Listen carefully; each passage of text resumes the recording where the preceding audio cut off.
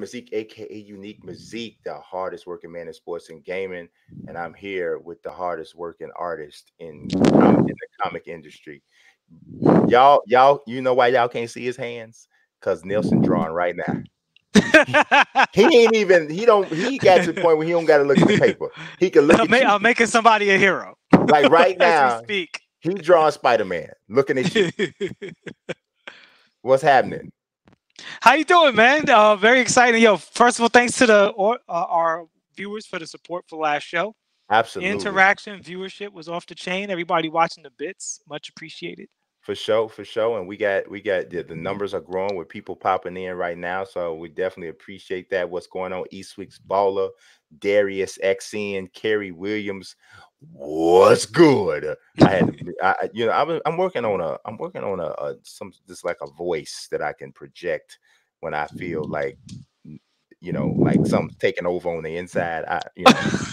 Uh, no, oh look at the people's champ talking about some you gotta love CP time. See there? Chris Paul wouldn't like you talking about him like that. I appreciate you. You know, come on, Yeah, man. Chris Paul wouldn't like you talking about like that, man. What's going on? 1989. I appreciate you. Cargo, what's happening? Chris Belmont, how you feel? He said, big fans of Ooh, what you guys Belmont. do. Got a Thank you. Castlevania name. Yes, he does. Yeah, I appreciate you coming through. All right, so check it out. I got something I want to let y'all know and say just before we get going here.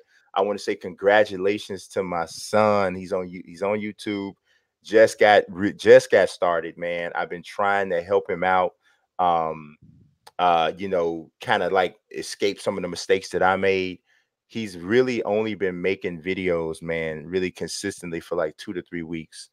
And I'm so proud of him accepting feedback and all of those stuff, man. He's got over 1,000 subs already, man. That's awesome. Like literally, like last night he hit 1,000 subs. He was supposed to be asleep. He in the bed. He texting his sister, talking about, I just hit 1,000.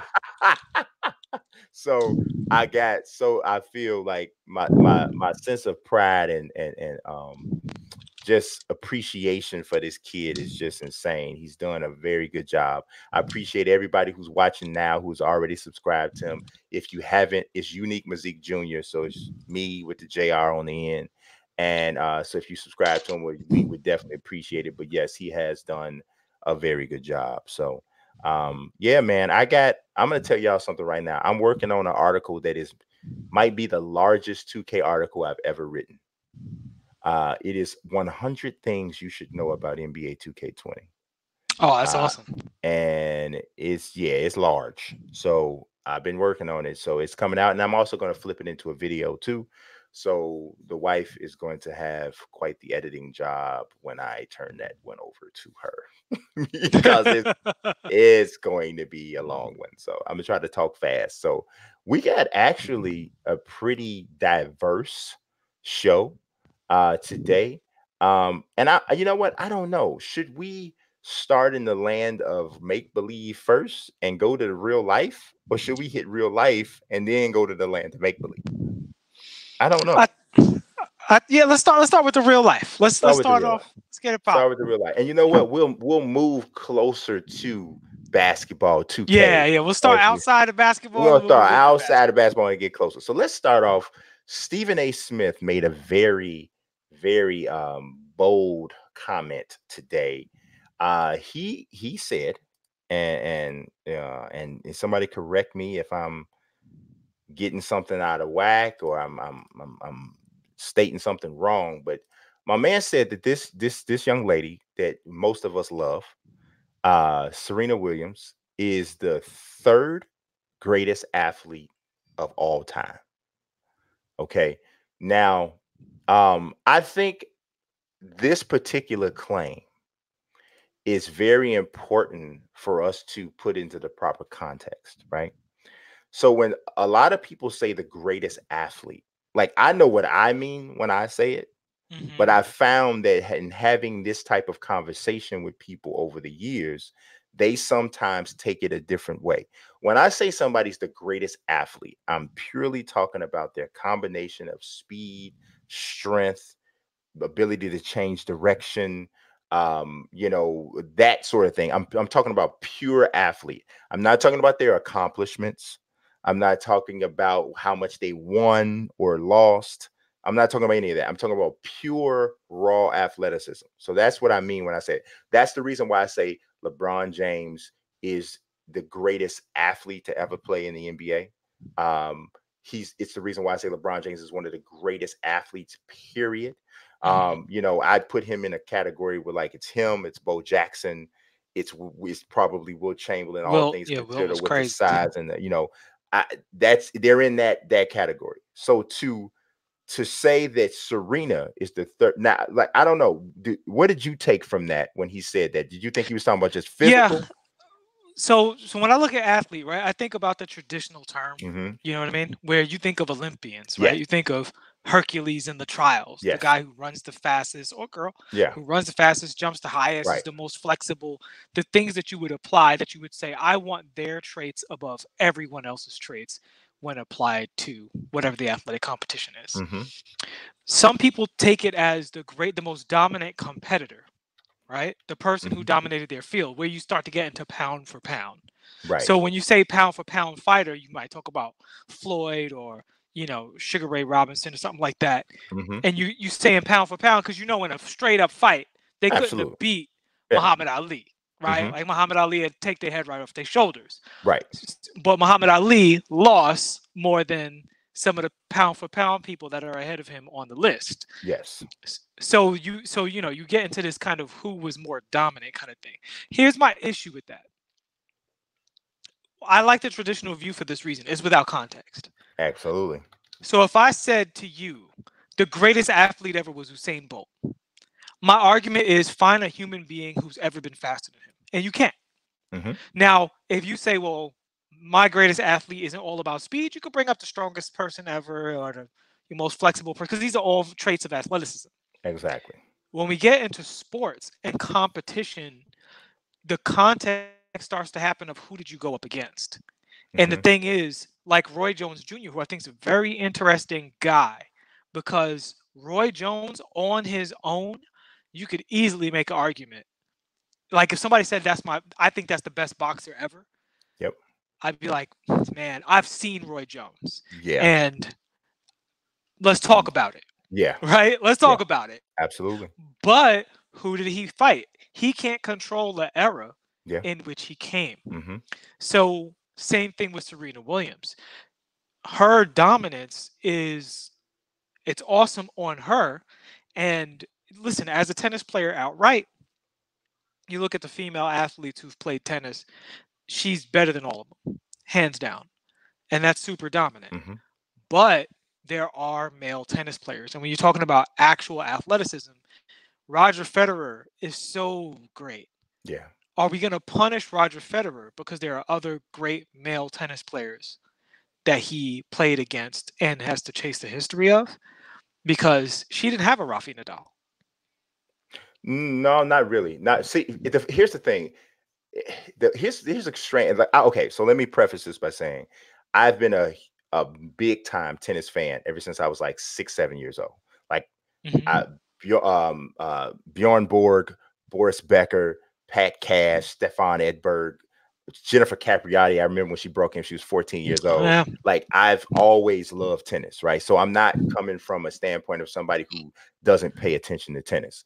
So I say that to say, you're absolutely right. Federer had a rival for which to compare himself to, and to go up against. And this was the guy that they were 1 and 2 in seedings for Grand Slams, pretty much for a very long, a consistent piece of time. And if it was on clay, you pretty much already knew Nadal was probably going to beat Federer. If he beat him on clay ever, it was a shock, right? But generally, Federer had the edge on grass and hard court, right? Serena, clay, like most Americans, clay is her weakest surface. But Serena was at a place, and throughout her career, and you can even make the case right now, when Serena's right, nobody beat her. When Serena would have these missteps that could happen against anybody, where she might implode emotionally or something Yeah. to that effect. But physically, somebody being able to match her, there's never, not even her big sister. Mm-hmm. You know, nobody physically could match her. If Serena lost, it was because she had a bad day, and you could probably trace it to some sort of mental slip up at some point. Mm-hmm. Because if you watch Serena, Serena is a uphill, and hopefully I win before this happens. Yeah. Because her plan A is so strong that most people can't get past the plan A. But when things start going like this for Serena, she has almost never can right the ship. It's Mm-hmm. usually just down, down, down. That's generally the way her game goes. But she's just so good, so dominant. She has far more days where she's this than she's that. But I almost want to give some credence to Stephen A. Smith's point, because I can literally say that physically there was nobody. She had no peer. She has no Well, peer. amongst women. Right, exactly. And I think it's only fair, of course, to, if you're going to put this, if you're going to have um if you're going to have a situation where you're going to judge athletes, and you're going to include both genders, to me you have to judge that athlete by people in their gender. You can't try to expect Flojo to have the same 100-meter time as Usain Bolt. Well, see, and that's why I say this is more like a pound for pound discussion. Mm-hmm. So if you say she's pound for pound the whatever greatest athlete, now I still don't know if I agree with that, because No, I think I don't. Yeah, I don't know we if I have an would agree with American that. sports Yeah. bias, even though tennis technically is an American sport. She's an American athlete, Yes. right? But we literally aren't even going to discuss soccer, right? Like, we're not even going to bring European football into it, even though that's the biggest sport, in the world. And we also don't speak about pure athleticism, like swimming, like track and field, and stuff Yes. like that. Which, when you say athlete, you usually mean feats of athleticism. Yeah. In terms of feats of athleticism, Mark Spitz, it gets crazy, right? So Matt Biondi, Michael so I Phelps. think Yeah. Michael Phelps, right? Like, so I think there are athletes that played sports who were also tremendous athletes, like your Wilt Chamberlain, LeBron, Michael Jordan, also tremendous athlete, like you said, Bo Jackson, those guys, Herschel Walker is crazy athlete, Woo! like, right? Like, Herschel Walker's 56 years old, and he's a better athlete than most people in the world right now. crazy. And that's not crazy. even a lie. That's not even an exaggeration. No, he don't even make sense. Yeah. And there's a few athletes like that throughout history that you genuinely look at them, you're like, whoa. Yeah. I think Bill Russell was an underrated athlete. Like, I think when he's you actually very good. watch I think he's a very good athlete. film of him, you're like, whoa, that guy Watch, played. yeah, watch him go in the end. Yeah, it's crazy. Right? It's Yeah. like actually crazy. So I think applying the term athlete, no. Applying the term competitor, it gets interesting from there, because I have, Michael Jordan, Tom Brady, definitely ahead. And then there's a lot of boxers. I would put John Jones there. I mean, really, I think John could be number one, to be honest with you.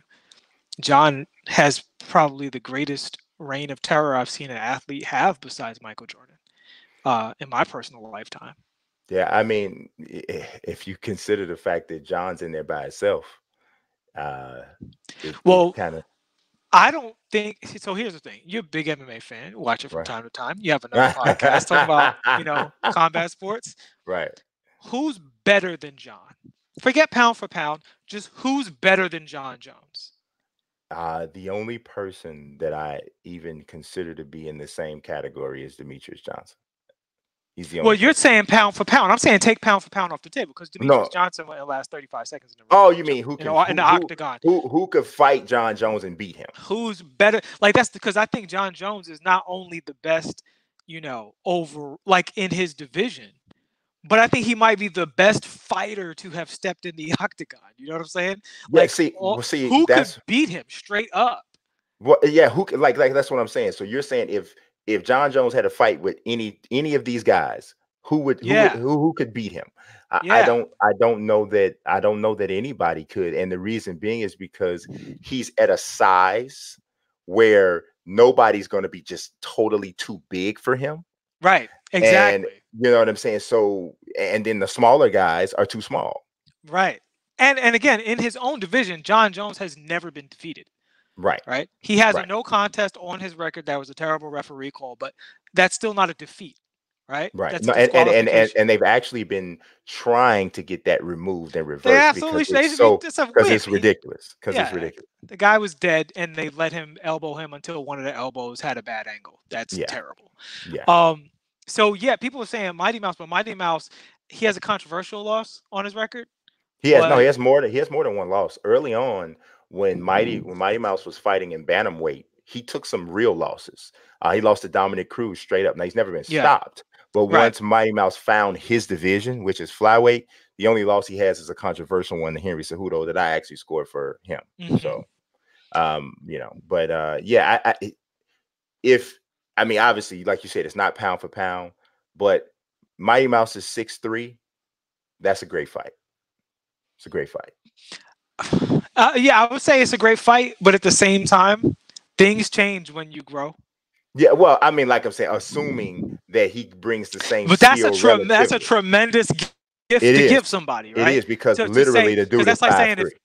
if Allen Iverson was 6'6", would he be Yeah. better than Kobe Bryant? Well, if I give him the gift of also having the speed of a guy who's 5'11" and 160 pounds, then Right. yeah, maybe. But he's Right. probably not because nobody else has, right? Right. So Right. And there's nobody 6'3" yeah. that moves like Mighty Mouse. So because of John Jones, I would have to say she's definitely not top 3 because I can't put her above Mike, Tom Brady, and John Jones. So those are probably it with my American sports bias because I definitely don't follow soccer, and we're pretty much not talking about the Olympics because the amount of time that Olympians compete for is so comparatively short to a professional athlete, right? Like they have roughly 8 years usually of actual competition in terms of the Olympics. And then in between those 8-year blocks, there's like world games and stuff like that people aren't even always taking quite as seriously because of how they're training around the Olympics.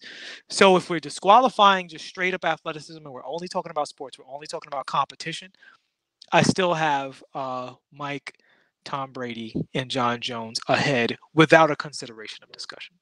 Yeah, like if I just go from pure athleticism, I can easily see her as top 5.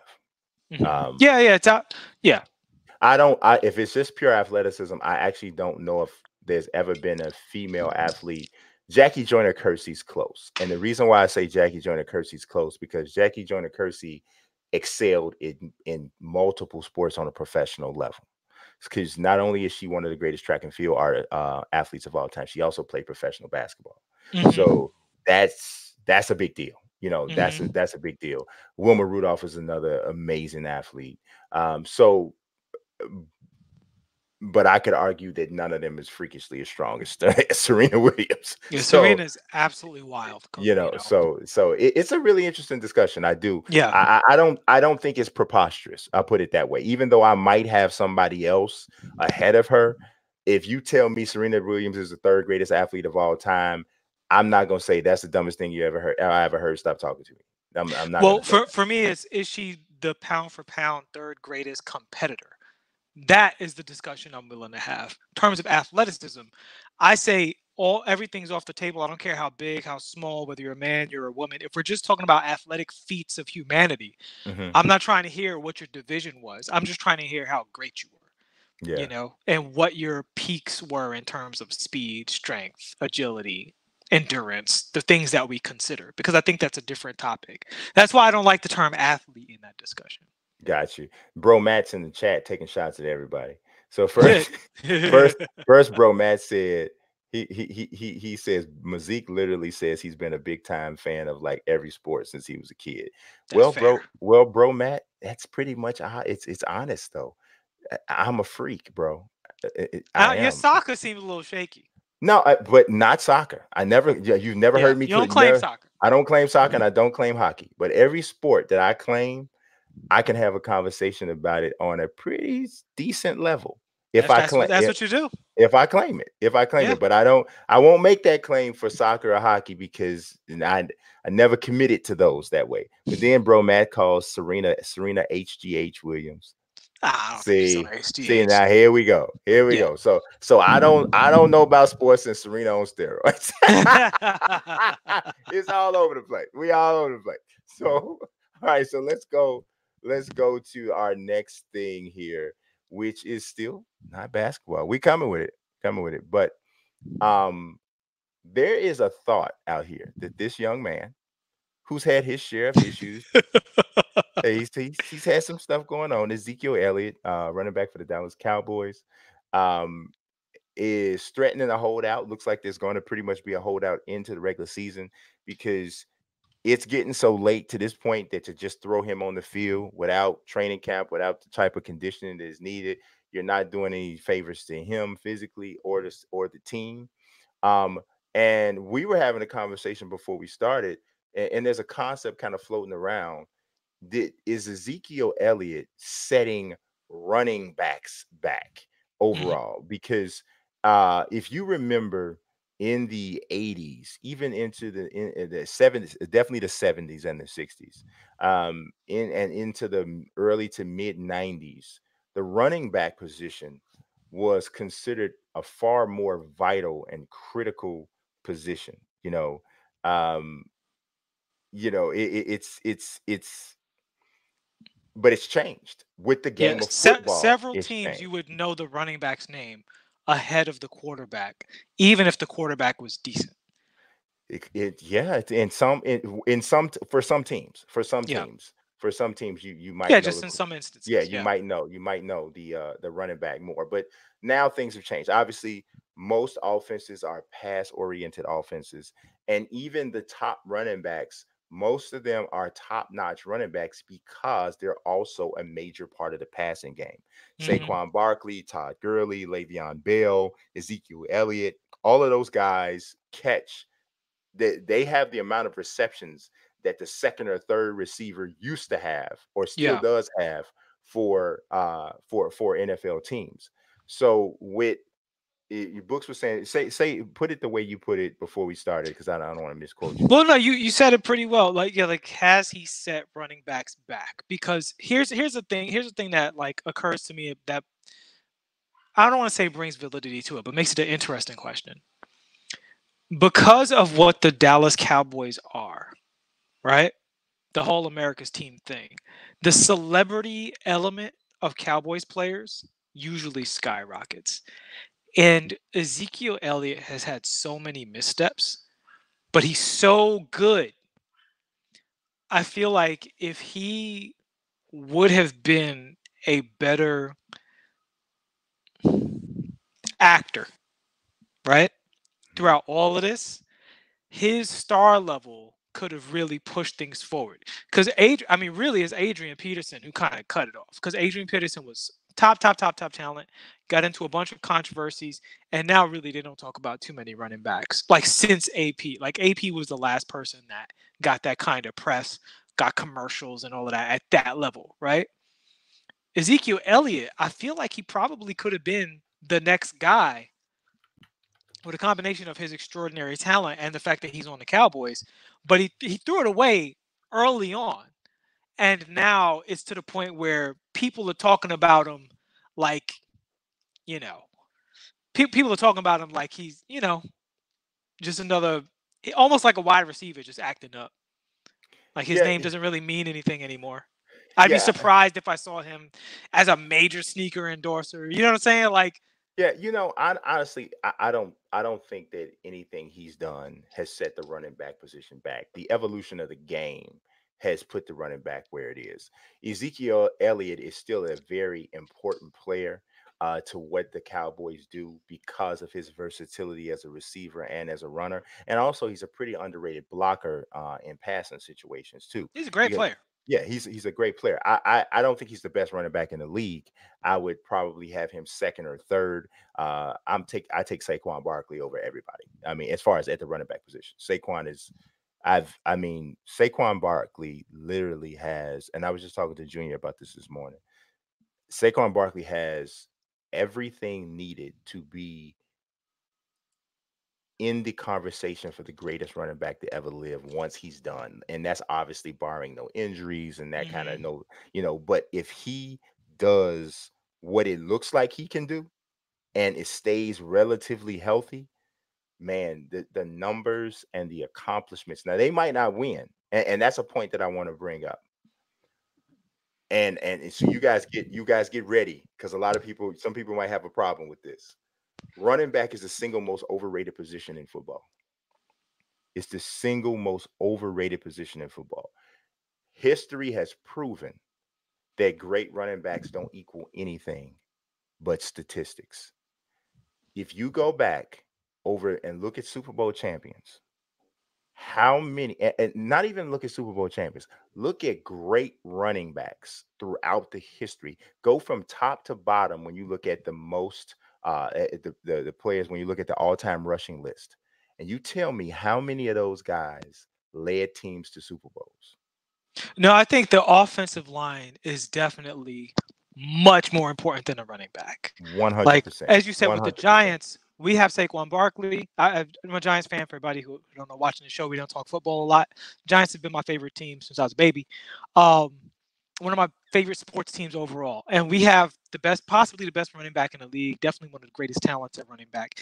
And would I trade him right now for our old offensive line? In a heartbeat. He's out of here. God bless you. Good luck. But give me that offensive line back and give my quarterback some time. So, we got D Johnson in the chat. What's up, man? So, and I agree with you. It's not so much that I think it's overrated necessarily, because when the game was slower at the time, it was more important. It wasn't the be all end all, but you could build around that with the it allowed you to have a great defense because you could really manage the ball. So if you had a great running back, if you had a great running back and a great defense, a lot of those teams did really well. It was when you had a great running back and all you had was offense, it's not good enough to run your offense.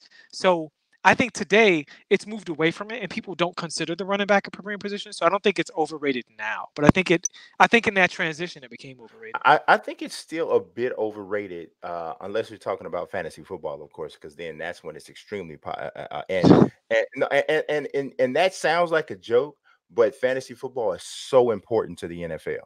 Yeah, it really is. So, but in the scheme of the game, I think it's still overrated, and here's why. As much as I love Saquon Barkley, where did he go in the draft? I mean, we're talking about a top 4, top 3 pick in the draft, man. And you mean to tell me that the state of where the Giants were, that they could afford to spend that pick? I mean, he was a 2nd overall pick in 2018. The Giants had a lot of problems, man. They had a lot of problems. And here's the thing. I grew up a Bears fan, right? My opinion, the greatest running back I've ever seen is Walter Payton, right? Obviously, I'm probably a little biased, but I'm in the ballpark with that. Well, he's in the conversation. Yeah, I'm in the ballpark, right? Walter Payton's best years were before the Bears won the Super Bowl. When the Bears finally won the Super Bowl in '85, Walter Payton was coming down. Like the Bears would have won in '85 with another running back. It didn't have to be Walter Payton. And when he was setting single game rushing records for 275 yards in 1977 against the Minnesota Vikings, that was a horrible team. That was a horrible team. When he was all of the stuff that you look at on highlight, if you go and YouTube search a Walter Payton highlight, all of that stuff that you see, it's with him doing that on horrible teams. And if just think about it, O.J. Simpson, one of the greatest running backs of all time. Not a prolific Super Bowl winner. They the Buffalo Bills contended, but they also had a very good defense. I mean, you go down the list: Priest Holmes, Marshall Faulk. Well, Marshall Faulk won. He won, but I'm saying, look at how many. If a quarterback was as great for as long Marshall, and he also had Kurt Warner, but if a quarterback was as great for as long as Marshall Faulk was as great, you usually expect to see them in the Super Bowl more often than that, because Marshall Faulk was basically a perfect running back for years and years and years. No matter what era you put him in. Yeah, LaDainian Tomlinson, a lot of the premier, it just doesn't affect. It doesn't translate to Super Bowls. No, I think running back complemented with a defense, you see better cross section of good results. But you know what? If you don't have an offensive line, it doesn't matter how great he is. I agree. I agree. Doesn't matter how great he is. So to me, if you give me a dominant offensive line and a dominant defensive line, being dominant on those two areas of your football team covers a multitude of sins. I Because agree. if you can get to the pass, if you can get to the passer and you can stop the run, you make the linebackers better because now they don't have to shed blocks because you have to double team guys on the defensive line, and you Mm-hmm. also make it where your corners don't have to cover as long because Mm-hmm. you're getting to the passer on the offense. If you have a great offensive line, you're creating holes that don't require a special athlete to split them, to get Right. through them. Right. You know, if you got a great offensive line, you're giving a quarterback time to the point where he's not having to perform under duress. Mm-hmm. So you're not even clicking into his elite trait because he doesn't have to most of the time. Yeah. So that's why I would rather have those spots. And I think running back gets way too much attention. And that's the main reason why I don't think Ezekiel Elliott or anybody else's holdout at running back has any impact on where running back is seen in the grand scheme of things, because it's just the evolution of the game. And it's really people getting smarter about football. I agree. I think the analytics has reached football, but I do think Ezekiel Elliott dropped the ball in terms of his ability to be a star because of how overrated the running back position can potentially be. I think Mm-hmm. being on the Cowboys and being excellent, Mm-hmm. he could have been huge, and he's just gotten into too much trouble, has become too much of a headache, and now is, in that section of football player where if you watch football, you're going to know what he's doing and where he is. But if you don't watch football, you're not going to see his face a whole lot. Yeah, and Jerry Jones just essentially told him what he thinks of him. He's like, Ezekiel who? Hmm. Like, Yeah, bro, it's not a joke. I bro, don't think that's a joke. you're a running back. I got another guy that can hit a hole. Hmm. You know what I'm saying? Because with as long as I got Tariq and I got Travis Frederick and, and I got Zach Martin blocking, I can get somebody else to hit this hole. Yeah. You know, maybe they're not quite as dynamic after the catch as you, and maybe that is kind of whatever. But I don't have to deal with your distraction, all of that. You're not worth the noise you're making. You better be quiet. You know, Hmm. so it comes down to that. All right, so let's move to a little bit of basketball, All the right. basketball scuttlebutt, we'll call it. So we're moving from basketball, then we're going to be probably 2K for the rest of the day, guys. Right, basketball scuttlebutt. We both talked about this before we came on, right? The NBA Photoshop game, the street Photoshop game It's good. is good. Now y'all tell me that don't look like he actually signed and took a picture. Hmm. I mean, that is insane, right? You would think that like somebody would see this and be like, when did Melo play for the Nets? I mean, the lighting's consistent. I They mean, on point. they They on are point. on point, man. It's killer. So obviously, Wilson Chandler just got popped for PEDs, and he's got a 25-game suspension. And he's also Wilson Chandler. So you want to talk Mm. about people who can't afford to be making a bunch of noise, bro? You Yeah. Wilson Chandler. Like, I really think you should like be opening up youth institutes and doing How anything you you can. using PED? Last time I saw Wilson Chandler, he looked kind of fat. Like, how you using PEDs and you Maybe chubby? he's using it to cut. Man, I'm telling you, like what TJ Dillashaw got popped on. Hmm. If you're trying to cut weight quick, because maybe Hmm. he's out of shape and he's trying to, and then he's trying to get more. And then this is all me speculating. I don't know anything. Hmm. Maybe he's trying to get more endurance, Yeah. because so there's a lot of different designer stuff out there that is crazy.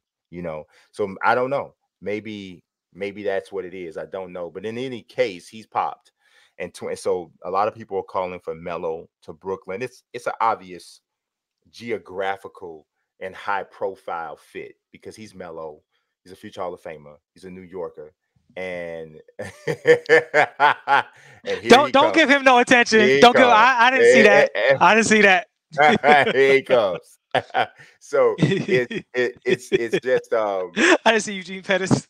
Eugene back in here like Eugene Pettit. Like, all right, Pettit. so Yeah, Pettit. yeah, I mean it's just honestly, man, it makes sense to a degree. But I think in order to determine whether or not it makes basketball sense, you got to look at the Nets as a team and stop thinking about Melo with in Brooklyn.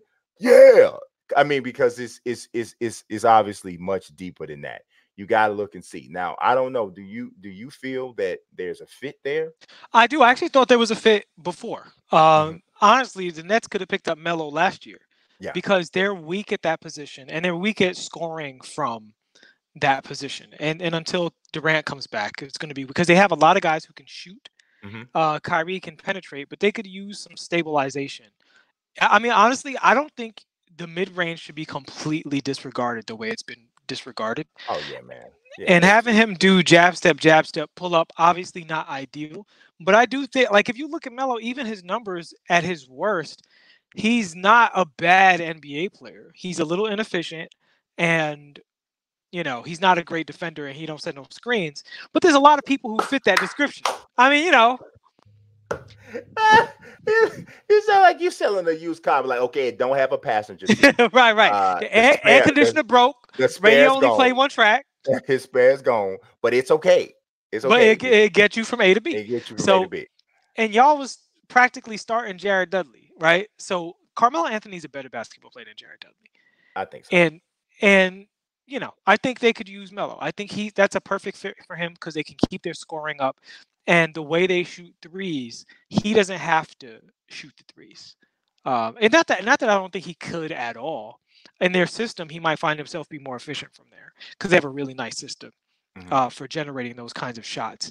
But yeah, I think especially to bolster their second unit, I think that's something that they really don't think a lot about scoring from the second unit. Like if you watch some basketball games, some teams, when that second unit comes in, the stars are just on the bench watching the scoreboard, waiting. Okay, we're up 12, we're up 11, we're up 8, we're up 9. Put me in. You know what I'm saying? Like just because going down. there's no scoring. And for when you got Kyrie, who's a guy who misses games, having a guy who can bring in a second unit, and particularly against bad teams, let Kyrie get his rest throughout the year. That's a good look. Yeah, I actually like it because I feel like Melo is backing up Torian Prince at the 4. I really don't like Melo getting 3 minutes. I like him getting purely stretched 4 minutes. Yeah. Purely mid-range 4. Like you bring him in and set him up at the high post when he's not popping out to shoot the 3. I think at this point Melo's going to set a screen. I think the message has been sent. I think he will set a screen at this point.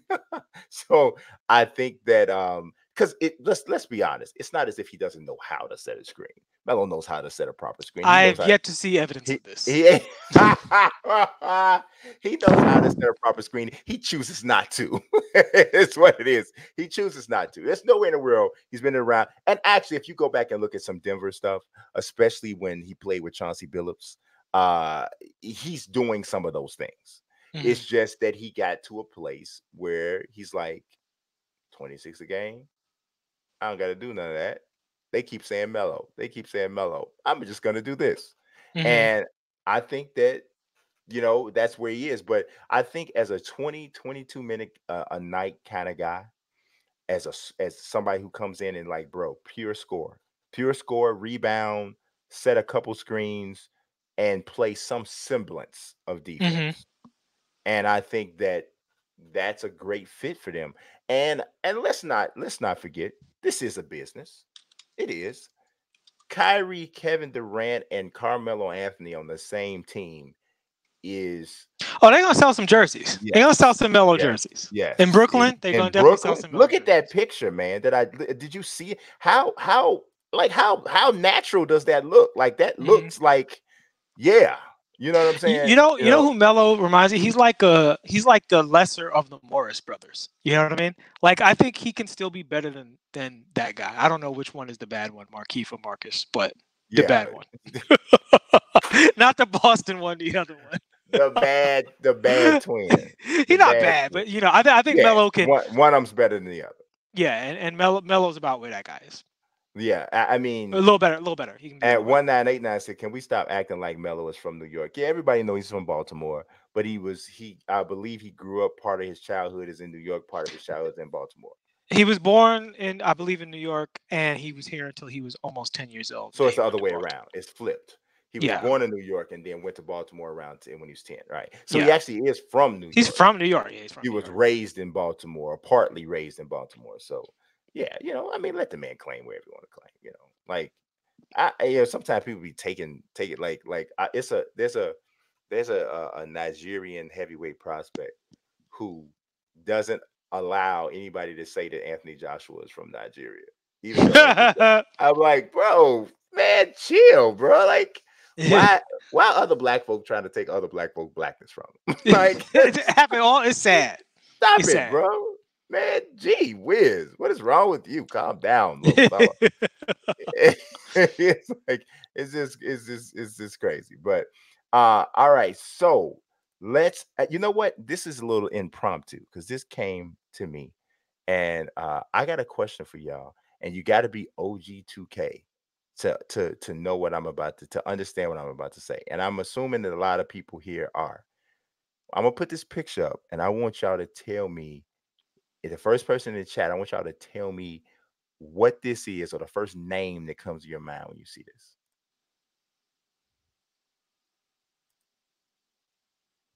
What does anybody? Because if you are 2K YouTube kind of a OG, there you go, the czar right there with it. That's exactly what I'm talking about.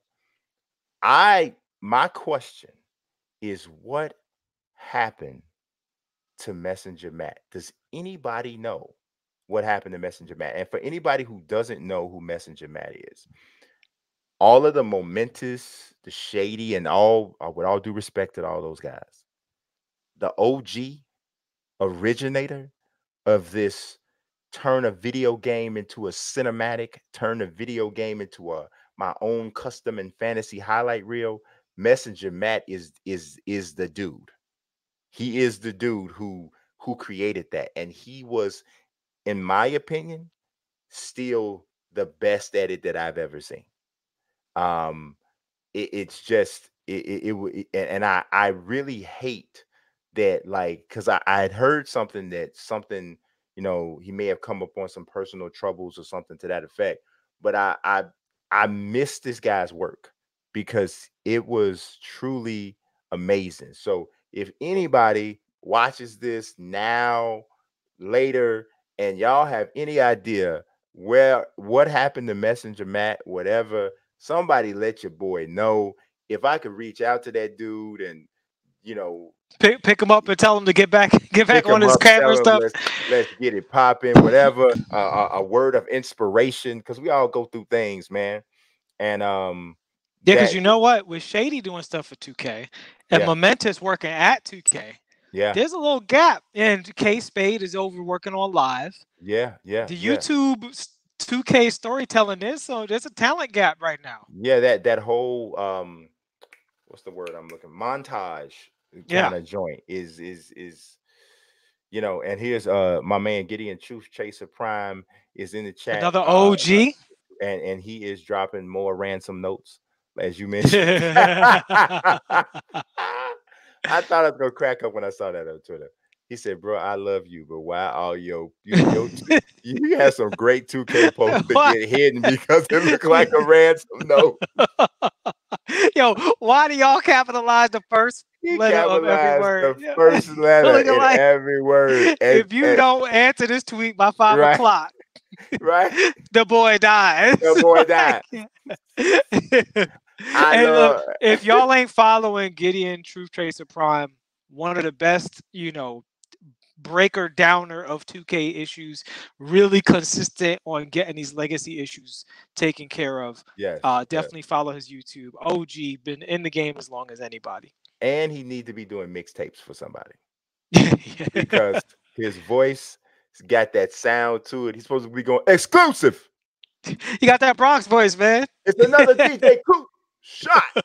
I think that's part of something that if he's calling that he might have missed. But yeah, that would be pretty dope. All right, let's All talk right, about 2K talk let's time. talk about Everybody's 2K. here. Everybody's watching. The seats is full. The Let's talk about some season. 2K news. All right, so one of the first things I want to jump out at, this is pretty quick, but you see here, this is the new evolution card. So in a minute, we over the past week or so, or since our last show, they came out with the My Team trailer, as well as today There were one of those. Today was the park trailer, I believe. Earlier today, or was it yesterday? It was one of those days. I think it Yesterday, was maybe. yesterday. It Yesterday was was Park yesterday. Trailer. So this is what you call an evolution card. Did you get a chance to take a look at that books to kind of know what those are about in my team? I didn't see the evolution card things. I watched the MyTeam trailer, but I didn't watch any deep breakdowns. Okay, so the evolution cards are basically, this is kind of taken from Madden's concept where you can upgrade cards now in my team. Mm-hmm. So you get these cards and they come in at different gym levels. And depending on which gym level it comes in, you can upgrade them all the way up past gym levels. So you can upgrade, not only can you upgrade the attributes, you can also upgrade the badges, and you can take something from maybe an amethyst to, I think, a pink diamond, and some of them you can upgrade all the way up to a galaxy opal. So but you have to play with the player, meet certain individual objectives for the player. Like you see here on the screen, it says score 8 points in a single game, and that's how you take this particular Tracy McGrady card to the next level. I really like this particular edition. I think it's pretty cool. I don't know, what do you think about that?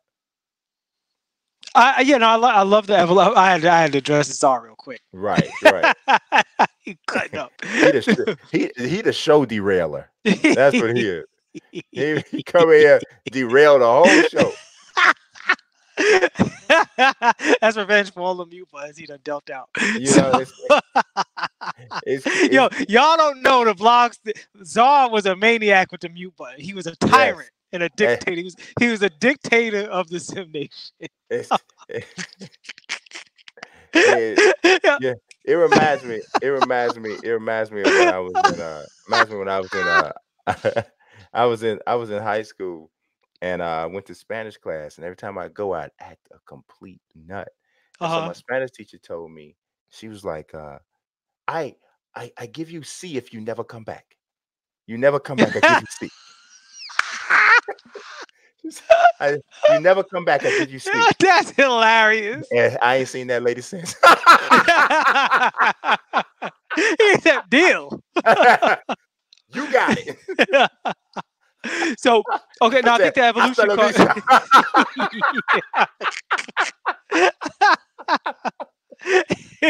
Au revoir, ciao. Every language besides Spanish. Everyone. So, no, I think the evolution card thing is a great idea. I like the idea of investing into your deck in that way. Yes, I think it's really cool. I think that actually is something that's a little bit of something that's been missing from that. Also, give a shout out to Razor. There is a new Tracy McGrady head in the game. It's not the one that Razor did, but it is improved. Mostly, almost every single legend that you're going to see in the game that has a new head, Razor did. This is another one of them. He redid the Dominique Wilkins. Nice. Much better. This is actually the reward you get in Triple Threat when you get to 1,000 wins, I believe it is. Yeah, something like 1,000 wins in Triple Threat, and you get that card. So I think that one's actually pretty dope. So that's a shout out to Razor. But let's talk about some of the controversies, and let's move from mildest to most serious, I would say.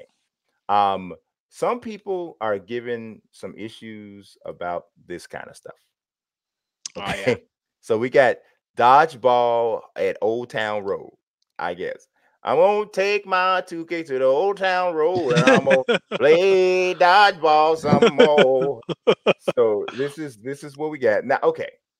Now I'm joking and I'm saying this stuff that I'm saying. But you know what? It doesn't bother me. It doesn't bother me. Because I don't feel as though there was an aspect of a mode that I care more about that they said I'm not gonna do nothing with, because we're gonna put dodgeball in there with the Cowboys on. Like I don't feel like that. I don't know. I kind of do, because here's the thing: in the park, there's a lot of non-basketball stuff that you just never do, right? So like dodgeball, red ball, blue ball, cages. Nobody does this stuff.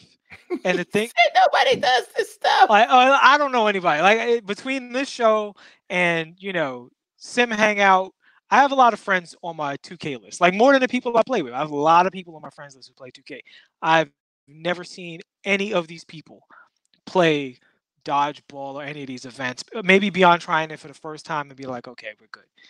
But the thing is, the actual events that are in the park, like it was great that they brought the events in.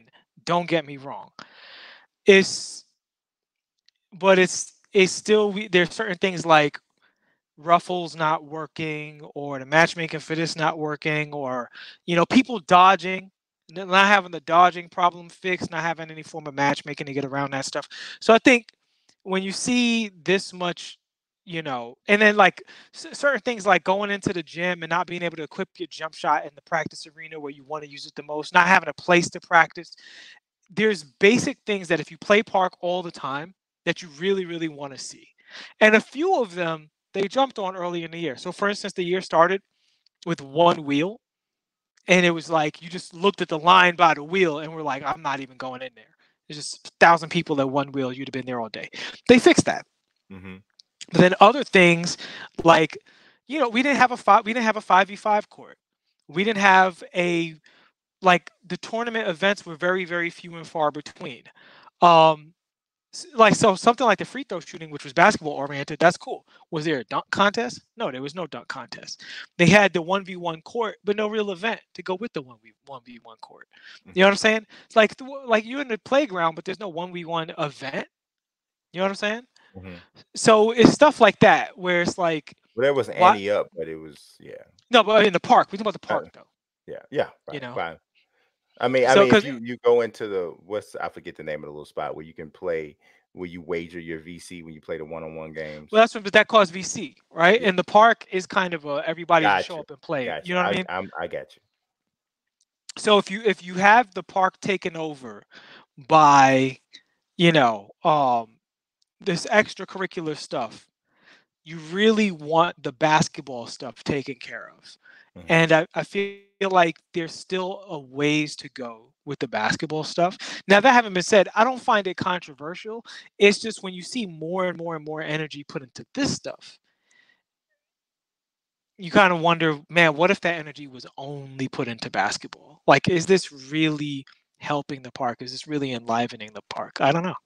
Well, I'll tell you like this, and I think here's something that I think, and a lot of guys and girls that watch us, they get mad when I say this kind of stuff. But one thing that I always remember is that I am a I come from a minority point of view when it comes to 2K, because one, I'm an older gamer. Two, I'm a sim head.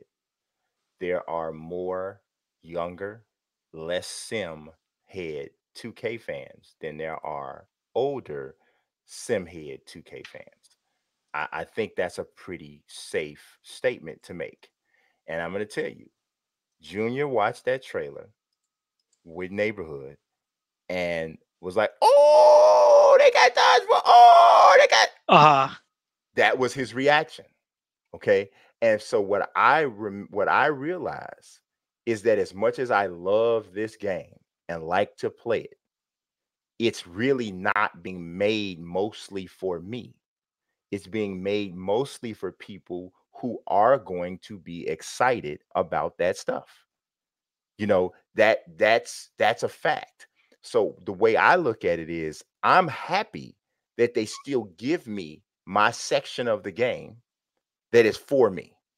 The my GMs, the my leagues, the play now online, even even however much of my team I can stand before I feel like I'm just a grossly overweight person that just keeps eating sandwiches, because that's kind of how my team makes you feel after a while. But it's just that's just the way it is. And I know a lot of older gamers hate to hear that because it makes them feel like I'm a consumer that nobody's paying attention to. But I think it's really a reality that all consumers have to realize whenever they are a part of a consumer group that is so diverse, like 2K. Because 2K, yes, it is basketball, but there's so many different kinds of fans. And I'm of the belief that you should always obey basketball. at all. If you ever have a question, obey basketball. That's how I think. But I'm looking at all of these consumers that literally outnumber me and will outlive me, Lord willing, if they get there, they're not going before society says they should be. They are more impressed by this than I am, and they figure to be a customer longer than I figure to be a customer. So it's just it's a nasty, harsh truth, but it's one that I know is true. So now you say you know it's true, but I spent a lot of time in the park Mhm. last year, and I didn't see. Okay, now the cages, people did play in the cages. Yes, There people was did play. usually people in the There's cages. always people in the cages. So there's that. But with the dodgeball and all this other And stuff, the cages were horrible. they were really bad. They I didn't don't. play, they didn't even play well for what they were supposed to be. Well, and I think that's one of the issues with a lot of these events is like they got the big wheels and the bikes and all that. Like if they have some kind of race mode, if it plays really really well and it's fun and it's like Mario Kart and 2K, people will be more inclined to do it. I didn't think the dodgeball played particularly well, so there was that. And you got There big you go. VC, no comment. So and nothing to say about that. But I didn't see. Here's the thing: when I was in the park and dodgeball was live, I didn't see a whole lot of dodgeball. No, Like I never was like, look at all these dodgeball people running around playing dodgeball. It wasn't that dodgeball popular. dodgeball didn't work very well. Yeah. And I think now, so are we? So I guess here's the question: Are we? Uh, like I think that when dodgeball did work, it was fun, but I just don't think it worked enough. But here's the thing: Are we? Do we have a problem with these modes because of the modes themselves, be- conceptually, or do we have a problem with these modes because they don't work? Now, if you have a problem with them because they don't work, that's age proof. That's whatever, because no matter what it is, whatever you like, it should work. So if that's the case, and 2K is just stacking features on top of features that are all half baked and half fleshed out, then that's on them.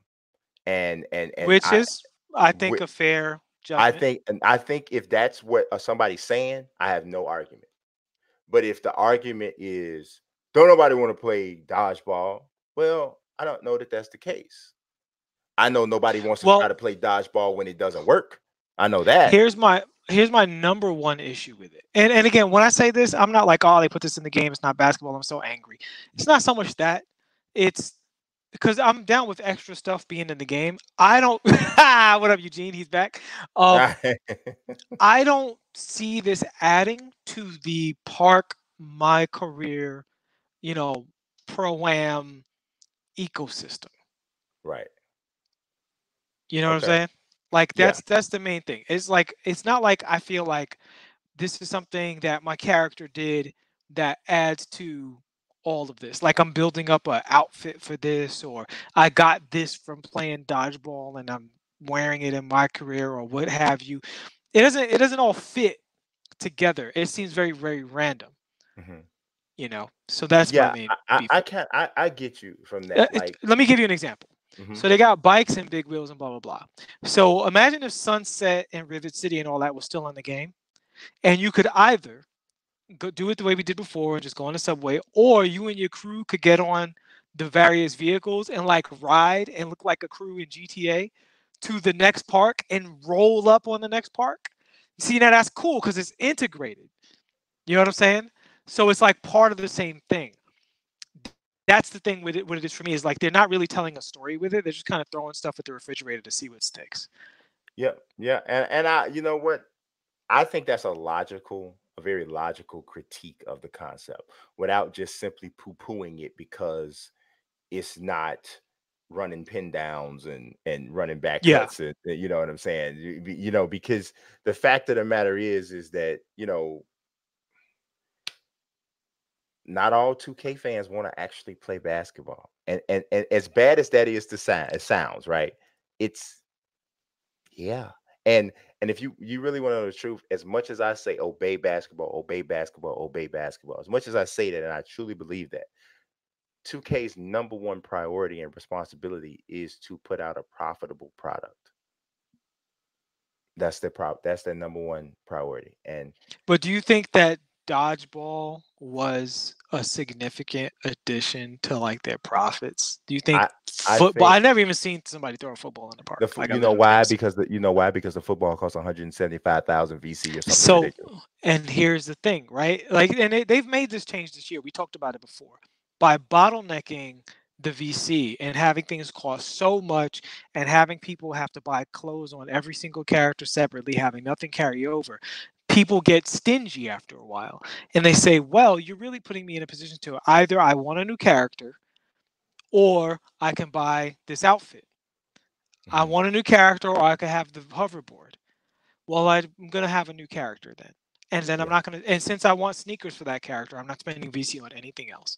So I think the economy needs to open up. I think this stuff needs to be part of the ecosystem more. I think they need to have a design for the kind of world and story that they want to have. Because when these fun games come out, it's not always random like that. Like sometimes the developers have a specific idea of like this would be really cool. This would be really fun. Here's where I see this going. But it feels pretty random. It feels like the mini games are just kind of like let's let's make this appealing to the Fortnite crowd And visually. you just made a good point. And 1989 had actually already just said that. He said Park is NBA 2K Fortnite mode, and that's exactly what it is. Um, It's maybe trying to be, but I don't I think it mean, no, is. no, right, exactly. I don't know that it's their efforts to capture that same type of charm. The harmless hijinks within a video game situation. That's what Fortnite just totally owned. And now almost every game wants to get a little of that. We always talk about sports leagues and all copycat leagues. No, businesses are copycat. The business world is a copycat environment because when somebody has success doing something, somebody else is going to come along and try to do their brand of it or what have you. And that's pretty much what you got. But yeah, I mean, for me personally, as long as um my experience isn't downgraded in my favorite modes, if they got whatever it is they got in these other modes that I'm more than like, I'll play dodgeball because when it worked, it was cool. I'm probably not gonna get a two-seater bicycle. No, I think that's absolutely stupid. But there's some people that will. When my son saw it, he said, "Oh, they got two-seaters." you know what it is? When I saw the events last year, the number one event was probably Court Conqueror. Hmm. Always packed. Yep. The reward system, the engagement, the challenge, the fun, how refreshing it was compared to everything else, Hmm. that was there. You know what the other one was? The beats. It was double rep. It was a different look. It worked, unlike years prior. And people were always in the beats. Sometimes you couldn't find a court when the beats was up. Yeah. I don't have a problem. Everything's not going to work, right? Sometimes you got to reach out and try stuff. Hmm. But from playing the game last year, the stuff that we saw a lot of in the trailer, it didn't feel like, for instance, Court Conqueror. I would have Hmm. loved to have seen what the next phase of Court Conqueror was, Well, because it's coming. I think this year because there's some crazy court conqueror themes and concepts that are in the neighborhood this year. So they definitely saw that what you're saying, that was a very successful venture for them. yeah, And there's a lot. I mean, you got an Egyptian theme, you got a Halloween theme, you got all kinds of stuff there, a Formula One theme. It was all kinds of stuff in there. So it was pretty interesting, man. I just stay away from the park most times anyway because it's just not my bag, and I get yeah. it. But I know a lot of people do dig it, but it's not my thing. One other thing about the whole, well, actually, one of two other things. How do you feel about the seasons changing I thing? like that. I like Yeah. that a lot. Okay. I like the fact that the world feels lived in. Hmm. Um, I think anything that makes the world, fresh and interesting is really cool. Hmm. And seasons, that obviously makes sense because there's certain memories you're gonna have when the park looked one way, Hmm. that the park's not gonna look like that again until next year if they're doing Yeah. season, Hmm. and that can't be replaced. And it's an extra reward for participating on the park year round and competing year round. So that's really cool. That's really honestly my criticism for some of the stuff, not everything. Like I have no problem with the basketball guys, the big head thing. That's all cool. Let's see how the Formula One thing shakes out because that just looks like the lag event. Like Ah! this the event where you play my team for the day. Like Right. Yeah. this your Yeah. chance to go into my league because ain't nothing gonna work. Right. So fingers You crossed. might be right about that. The Goods has an interesting question. He says, "Why not add females to the park if we have all this other stuff?"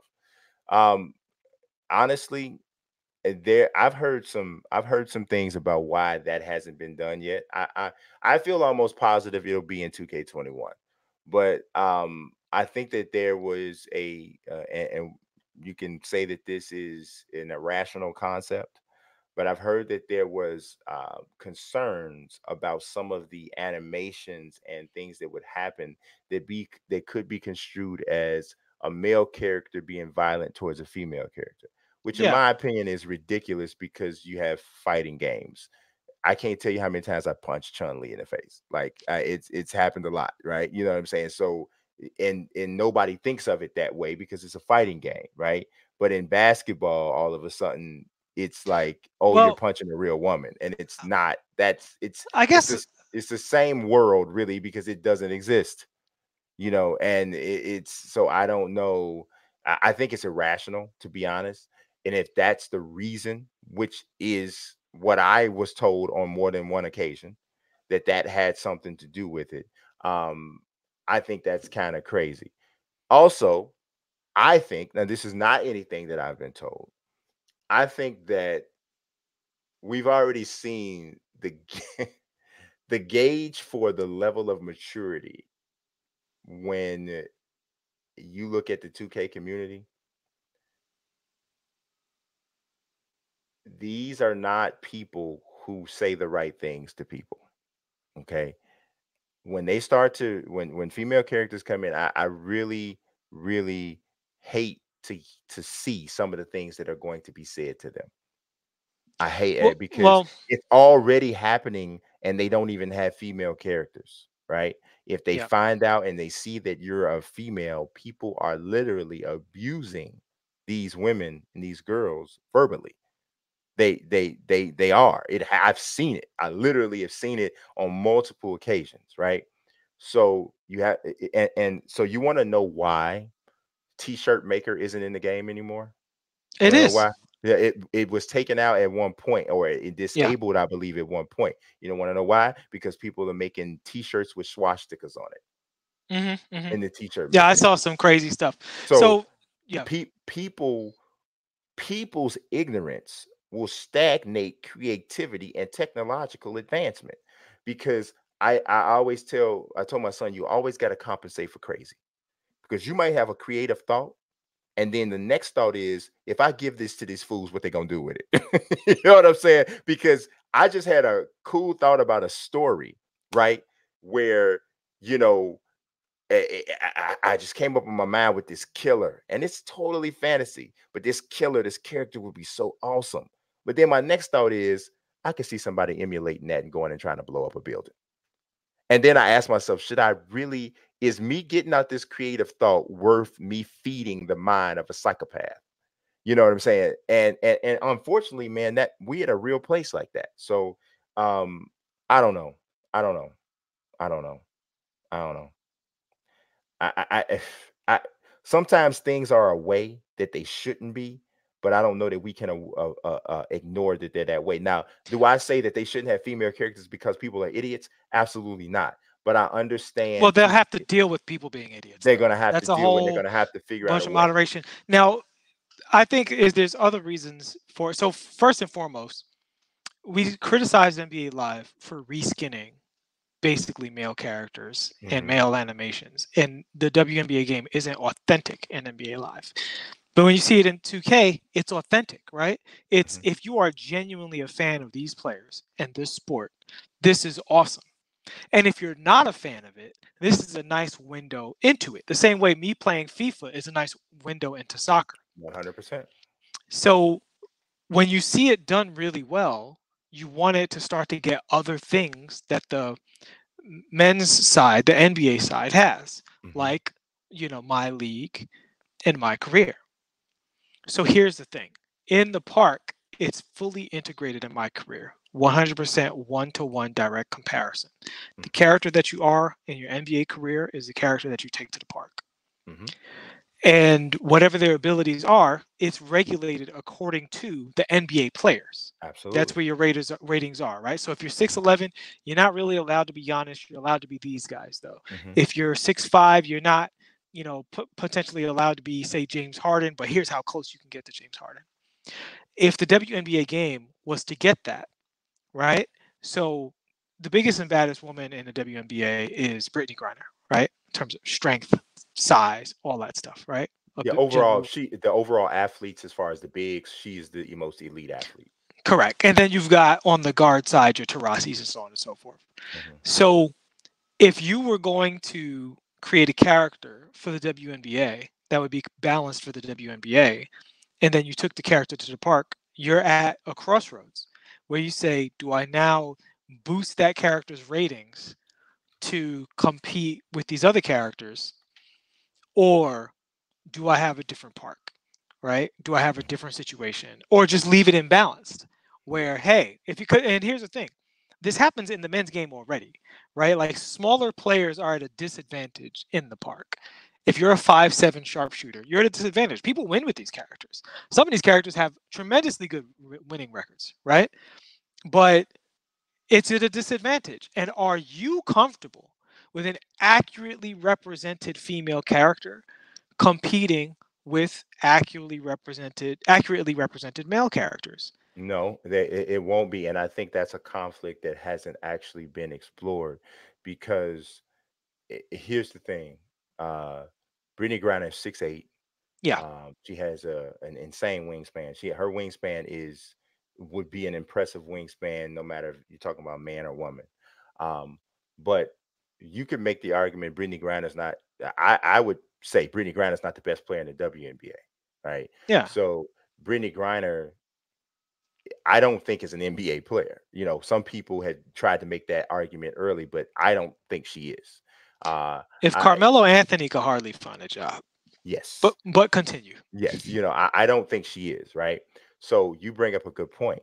Are would people who are proponents of women being in the park and women characters in pro am, would they be comfortable with them having the same scaling that every other player would have based off of their physical abilities that have we've seen at this point in the basketball world, right? And I say the answer to that is no. Because you know why? Because logic doesn't matter. The only thing that matters is the way people feel when it comes to this situation. Because and if 2K was to create a game and they were to allow women, female characters into into park and career and pro am, and those characters did not have the same exact abilities that the men had, it would be worse than never putting women in the game at all, because the backlash, there would have to be an immediate patch rushed out to get this thing But equal. but here's the Because problem with that. Mhm. What you're saying is that the female game isn't good enough for you But to be entertained. And the whole point of putting it in the game is to say this is a version of basketball that is worth watching and worth engaging. that's exactly my point, because what I'm saying is the logic doesn't matter, right? Because I totally agree with what you're saying. I 100% agree. But we know that when complaints come and when people call foul, it's not always about logic. It's going to be about whatever that perception is and however it's taken from those who have chosen to say that they're I offended. understand that, but even when you talk about feelings, what is the correct feeling? That But I this don't is the think it question matters. though. This is the question. What's the correct feeling? That the WNBA should be treated with the same level of respect as the NBA, or that you should dismiss the WNBA and create a brand new character so that you can have a female skin in the park? Well, here's what I think. And I somewhat agree with 1989 here. And I think I mentioned this to you a couple years ago, books, when we had this conversation way before the league started. I said, you know what? People are going to say whatever they're going to say, but you know what? it's park, it's whatever. It's not a sim mode anyway. It's But Pro arcade. Am is. But Pro Am is, but it's an arcade mode. And to a degree you could breach it out and push it to a place where you're like, it's a fantasy. So the same way that, you got a 5'8" guy at home who's 160 pounds making a 7'3" glass cleaner. That's not him either. He's not Well, no, able to it's not do it. about whether that's him. It's about that 7'3" glass cleaner is balanced against Kristaps Porzingis, Hmm. right? So Kristaps Porzingis has a max speed that he can go, and when they're balancing for park, they say, okay, you can't do anything, otherwise it's not fun for everybody else, right?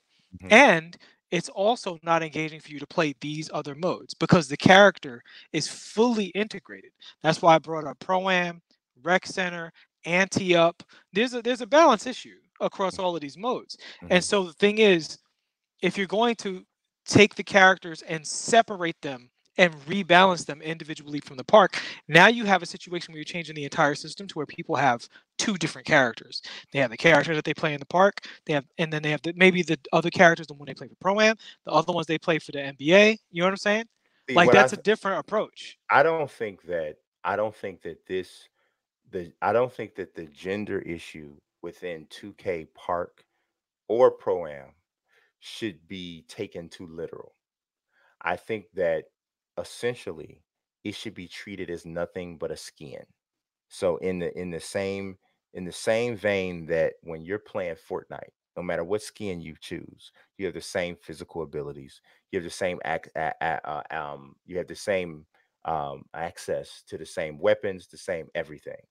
And I think that that's the way that 2K should approach it. We don't have to concern ourselves with there is no 7'3" woman ever to play basketball, play professional basketball.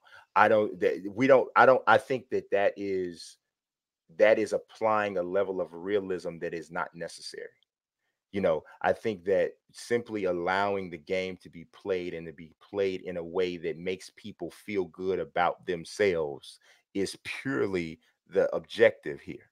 And if a woman wants to play the game and she wants to make herself 7'3" and play at the park, then that's fine. Now, I do think that perhaps in the NBA, at this point, there's never been a woman to play in the NBA, right?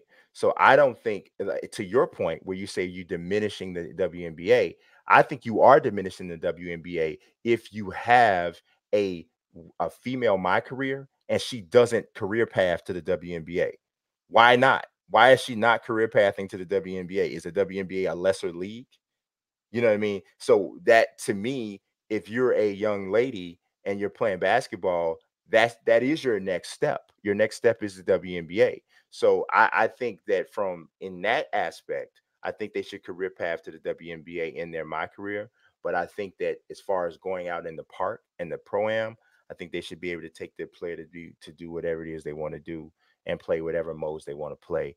I just really don't think that we need to say um, I got to cap you at Liz Cambage. I got to cap you at Brittany Griner. I don't think it's I mean, but necessary. that's how they treat the male characters. They treat the You're male, capped according to Michael Jordan, Penny Hardaway, but LeBron it's James. done that way to keep the game fair. Yeah, but that's Is what I'm saying. But if you're my career character, goes through the WNBA. So that's what I'm saying. You split. You have two choices. Either the WNBA mode is going to be inherently less robust and less rewarding for your my player, or you have the my player, the female my players in the park as just a skin. And I think just a skin is more disrespectful. And honestly, I think there are people who would take a Diana Taurasi rated character and be like, I can beat you even though I'm shorter, but I still have a 99 shot. I still got Hall of Fame moving shot and all this other stuff. but I And see. Yeah, I don't know. I don't know. I think that if anytime you create a male and a female character and you say you're not going to be as fast, you're not going to be as strong, and you're not going to technically have as good of a character as my character, and it's because you have a female character that you're going in the wrong direction, especially from a business But I standpoint. mean, but that's how it is in UFC. You mean because they can't, the female characters can't fight the, but you, yeah, you, but I think that's a The UFC choice. is the model I though. But like, so UFC, everybody respects UFC women's divisions, hmm right? Like it's great. Most people are who are fans of sport are a fan of, Nunez and formerly Rousey and everybody else, right? right, right. And when you go to the UFC, you want to be able to fully participate in the women's division. hmm You don't want to cheapen it by saying, you know what, I really want to fight Ronda Rousey versus John Jones. So go ahead and give me a 99 striking so that I can feel good. No, you feel good because you play the way their sport is played, the way that division is played, right? And then when you want to play a different division, you switch to that division. Yeah, I don't know. And the I sport think is totally respected both ways. Like, I think it's different in a game. And in a game, if if there was a loud outpouring of a female community within the EA UFC community that says, I want to be able to use my female character fighting against the male characters. I want that to be made to happen. I think that EA would have a responsibility to facilitate that in their game. I do. Now, in real life, it's a totally different story because well, now we're talking about actual injury risk and concerns because this John Jones is 6'4", so 200 some real pounds. quick, so Crazy Girl is saying girls play ball in the parks all the time, so it doesn't have to be separated because it's separated according to division. I would agree with you if the thinking wasn't also that you want to artificially boost them away from the authentic sport that is also represented in the game. But Like if I there just was no WNBA in the game and you said just throw female skins in the game, I would say, okay, I get it. But there's a system for how the park and pro am work with the NBA. Yeah, I So just think that they're already departed from reality. So why do we have to snatch ourselves up into sim mode for this? Because there's not. I mean, well, I'm they just got about how the game is created. The game right. is created to obey these same laws. Yeah, but You're talking about new laws. You're talking about changing the game. there's so much basketball that is disregarded in pro am and I mean in park already. You know, and so I don't know. I feel like I don't know. I don't know. I just feel like it's an adherence that is unnecessary. That's what I feel. I feel like it's an adherence that's not necessary. If somebody wants to create a 7'3" female glass cleaner, you know what? At the end of the day, you still got to box her out the same way you had to box out the male character. It's just that's just what it is. Box her out. And it doesn't do anything to me. Of course, are there going to be a rash of YouTube videos that goes cooked by a girl, and it really isn't cooked by, I mean, yeah, it was a girl on the But sticks. see, imagine this though. Imagine if, because here's the thing: Diana Taurasi can go to most parks. I mean, really any park, and cook every dude in there. She Yes, doesn't only have to grow to be 7'3". She doesn't have to get a 99 speed. She could do it because she's super skilled. yeah, but here's the thing: if she goes to a gym full of NBA players, that's probably not going to happen. That's not going to happen. That's She, not going but to happen. there's some guys that she would still give buckets to. Yeah, she'll get a bucket, but she'll shoot 27% from the field. Depending on who she's playing against. I don't know any NBA player she'll play against that she won't shoot 25 to 27% from the field. She's too short. She's just too There, little, and she's not explosive enough. there's certain NBA players I would love to see her try and cook. And Yeah. maybe she does, maybe she doesn't, but that's an interesting representation of the sport. Cameron Payne would look like Michael Jordan against Diana Taurasi. She just, uh So, eh, yeah, and that's the thing. I think I like the route that they're taking. They're yeah. taking a dedication to the representation, a faithful representation of the WNBA. It's so much more interesting like that. But see Having what I having women play like men is, and you're right, it is fantasy, but mhm. I don't think 2K is at its best when it's playing completely make believe. I think 2K is at its best when it's trying to, as you said, obey basketball. Yeah, So, and real quick, mhm. the physical limitations are in the game for men as well, depending on what character you have. You can only be but so strong at what size. You can only be but so fast at what size. You know, you can only be but so skilled at dribbling and shooting at a certain size, right? It's Mhm. all balanced to feel like, okay, if I pick this, I have to give that up. If I pick this, I have to give that up. Now you're saying because women are involved, let's throw that out of the window and just say do whatever you want. But see, here's the thing. I think like I don't really have a problem with your reasoning. I think I totally get it. But what I'm saying is from a business standpoint and from an adherence to your customer base and your consumers who are saying that because a lot of this is about perception and Czar made a point.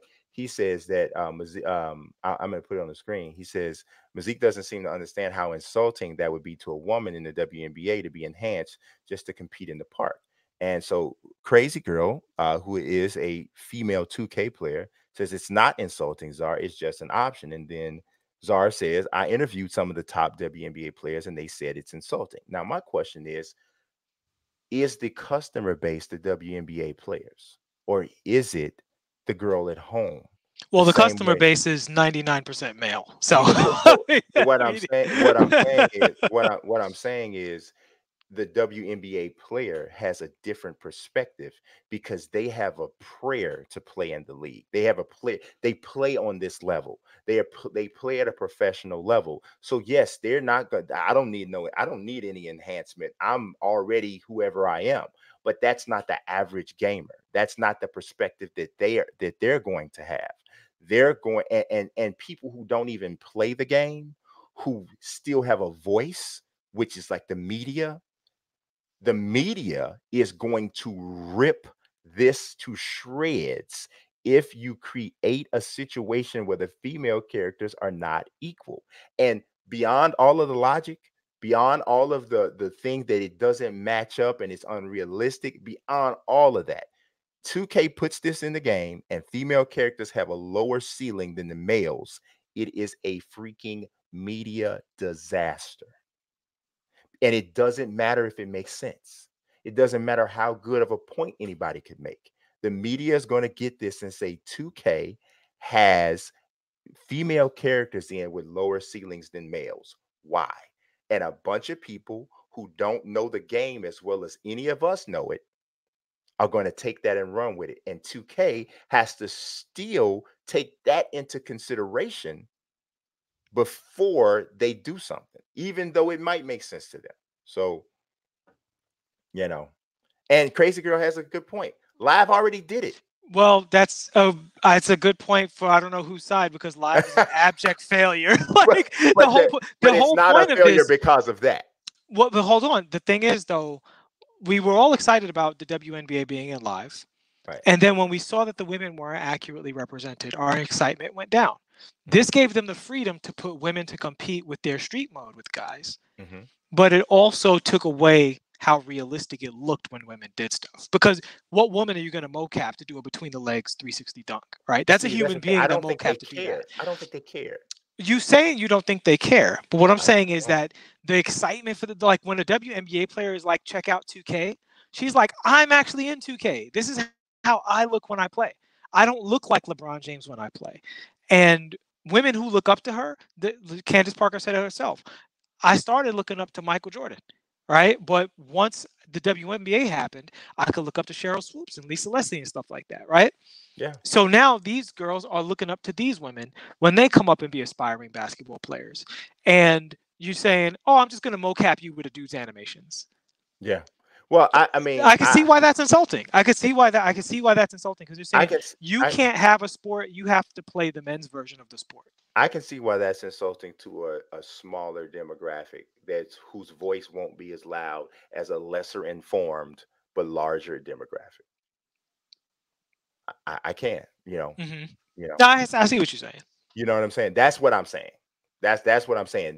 The ignorance, I think, is going to be louder than the common sense. And so, And I'm not in any way saying, crazy girl, because you want this, that makes you ignorant. I actually think your point of view is potentially the most valid of anybody's in here, because you would be the person that's represented. There may be other ladies watching and chiming and listening right now, but you are a female 2K player.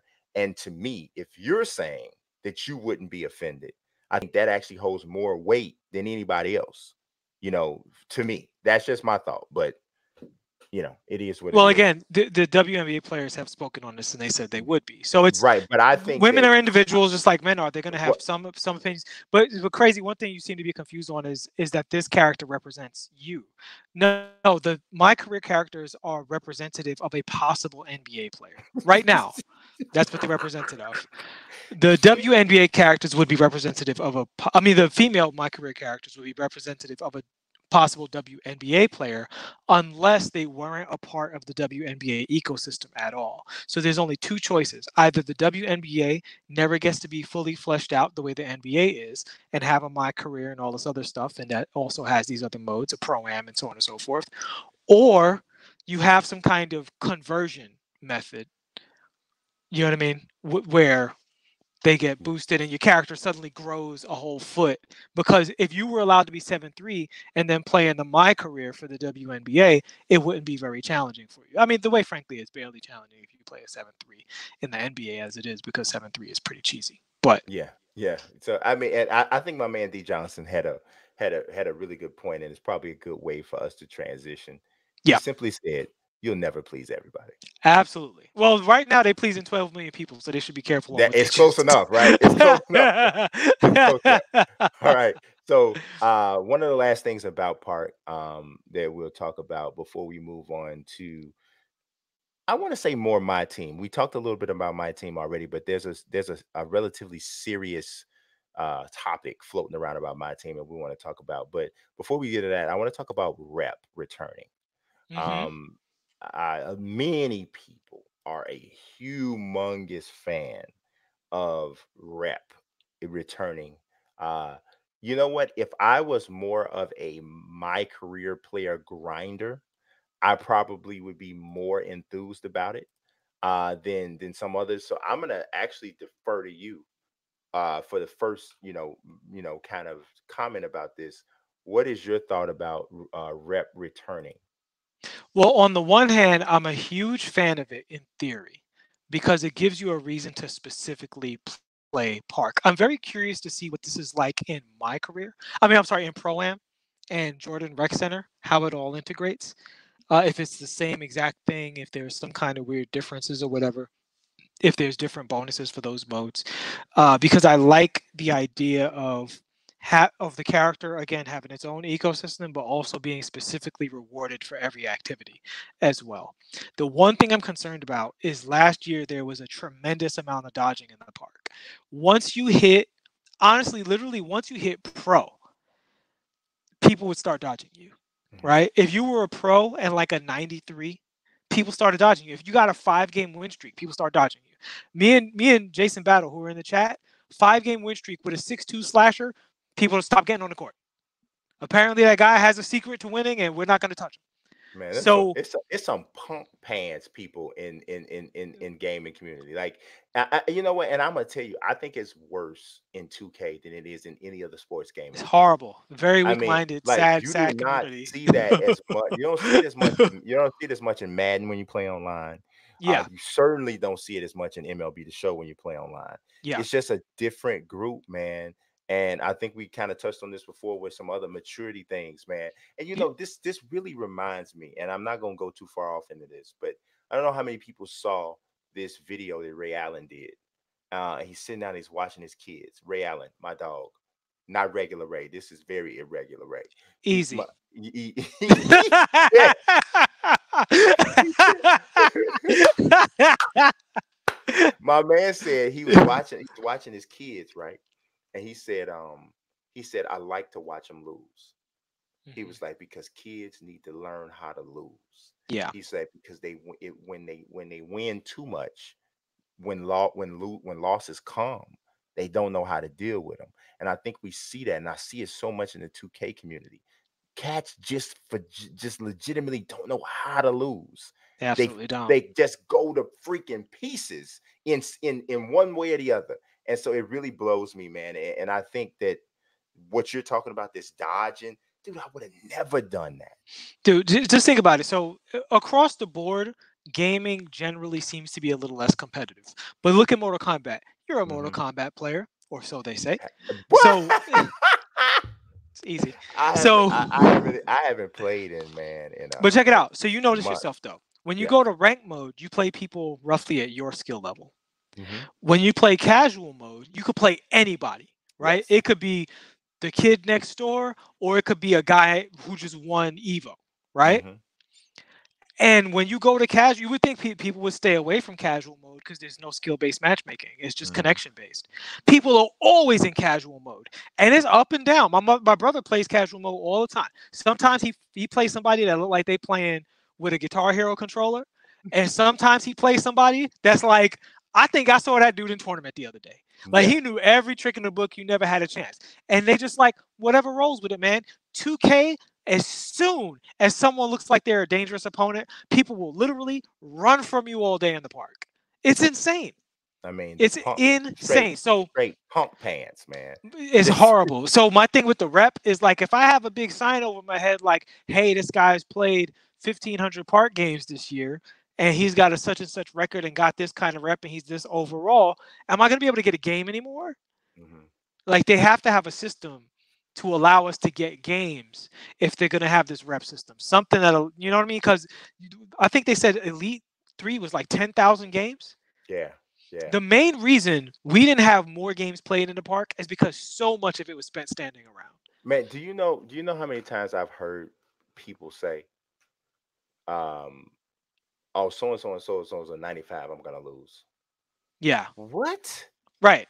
What kind of rearing were you what kind of rearing were you subject to? Who says that?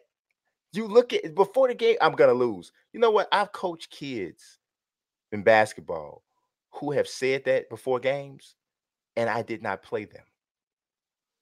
I don't need your Yeah, negativity right. bleeding off on the rest of these kids that think they can They're actually have a chance. so afraid of losing, they project that it's going to happen before they even play. So then that way I can hide myself from the disappointment. It's crazy. There's some people I play Ridiculous. with that guys step on the court and they say, "Oh man, it's elites," and I'm Yes. like, "Dude, me and Jason Battle sat here and streaked against elites with a 6'2" slasher and an 89 play sharp. Yeah. Like, and we don't even play park like that. Like this, like towards the end of the year is the first time we were really playing more park than like pro am, Yeah. and because park was frankly a little more fun than pro am last year, and I you would know, agree. I yeah, would agree. because of the And lockdowns and yeah, spacing. yeah. So and And I and don't it's even like like park, so right, like it's really ridiculous, and that's the most important thing for me with the rep thing is I don't want to be punished for having good rep by not being able to make games because it actually is like ridiculous to the point that if we had 93 rated characters or we had one person with us who was like a 94, we'd be like, yo, can you get your other character so that people will mhm. play us? Yeah. Oh, I got my 89 pure playmaker, so we're gonna get games all day because I'm at 89. I don't have that purple logo around me, and then you wash in these people who would be dodging you all day because it didn't make that big of a difference, to have those things. But it's just the perception that makes people run. And I think rep is going to make people run like What roaches what when the light come on. but I think there's here's the solution, right? And I think I might have just named this segment. Here's the solution for people running in rep, right? Do not show rep at the park until the game has already Yeah, started. Okay. And then secondly, you have to intensify the penalty for disconnects, right? So if you in this game and you drop, you take a significant hit to your rep if you drop. So you better get your connection together and you better get your big boy pants on, because if you dipping and you running because you see somebody somebody's rep is at a certain level, then I mean at that point to me that's when now you're starting to mess with people's overall experience. And that's when I think 2K has to step in and do something. But if You know you what I don't, think they really need? what's I that? think they okay. You know how the cages, how you go across the bridge and you hit the cages. Mm-hmm. I think they need specialty courts like that, where say if I went across the bridge, I'm immediately going to get match made into like Rucker Park or Mm-hmm. West Fourth Street or something like that. Hmm. And I know I'm going to get a game no matter what. I don't know who I'm going to be playing against. If I'm going to be playing with randos, I could queue up with my friends and do it all three of us. It could be a team or whatever. But I'm guaranteed to get a game. It could be elites, it could be amateurs, it could be pros, or whatever the rankings are called now. And I have like legend and Right. whatnot. But you don't know who you're going to get. It's not matchmaking according to skill, but you're going to get a game no matter what. If the park is empty or people are dodging you or your rep is at a certain point where blah, blah, blah, blah, blah. Like they just need a specialty matchmaking thing the way they do when Ruffles is up so that if you just want to play all day and get game after game after game, you have the option to do that. I want Yeah. the option to grind the mode. Don't take the option to grind the mode away from me with all of this other stuff. Yeah. You know what I don't like? Here's one thing is my patience, right? It gets a little trying. When I shouldn't be as excited as I am when a match actually just starts. And the Yeah, reason yeah. why I'm so happy is, oh, we got a game, we got a game. No, man, I'm supposed to be guaranteed a game when I sit down.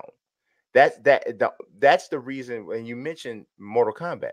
That's the reason why Mortal Kombat is so awesome, and that's the reason why sometimes it's difficult for me to stop because I know that another match is literally 10 seconds away, 20 seconds away. All I gotta Yeah. do is hit restart the game. Right. I That know I flow. know I'm gonna get that Yeah. flow. But in 2K at Park, you don't get that because I gotta find somebody that's willing to play with me, either because they think I'm not good enough or because they feel like I'm too good. Whatever it Yeah. is they think, that's hindering my experience. So yeah, I would 100% agree with you there. But All yes, right, so overall, I'm happy with Rep to close yes. that out. Okay. All right, so let's talk about let's go back to my team primarily. Um, and there is a controversy going around right now, and it really has picked up steam today that 2K is really hitting hard on loot boxes and bringing a gambling theme to to 2K to my team especially. This is a slot machine that actually is part of my team, right? Match 3 gems, you get this reward. You match 5, whatever. This is the whole thing. And then there's other things, right, that have a bit of a gambling feel, if you will. There's this wheel of prizes. You see my man Cash sitting here. He's look like he is definitely at Vegas. You got prizes there. You also have this pinball machine, which is now the new ball drops in Triple Threat Online. And you just notice things like color scheme. It Hmm. is Hmm. very Vegasy. And don't get it twisted. This is done for a reason. There are certain, you got Gold Rush, there are certain things put in place here that are, I believe, designed to um, hit on those dopamine effects that get people like, okay, one more game, one more game, Hmm. one more game, one more game, one more game, right? Um,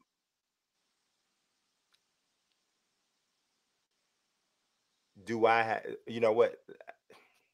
I'm trying to find out. Do I want to jump into this? Do I want to, would you want you to say, All right. Well, let me give you my perspective real quick. okay, So I played a little bit of my team last year, hmm, and upon playing it, I could quickly see how the pack opening thing could be addictive. Right yes, hmm, now, I don't have a gambler type personality, so I honestly have to get outside of my head a little bit hmm, and try to put myself into other people's shoes right, because for me in any video game, spending money in a pay to win scenario actually takes away the thing that makes me addicted.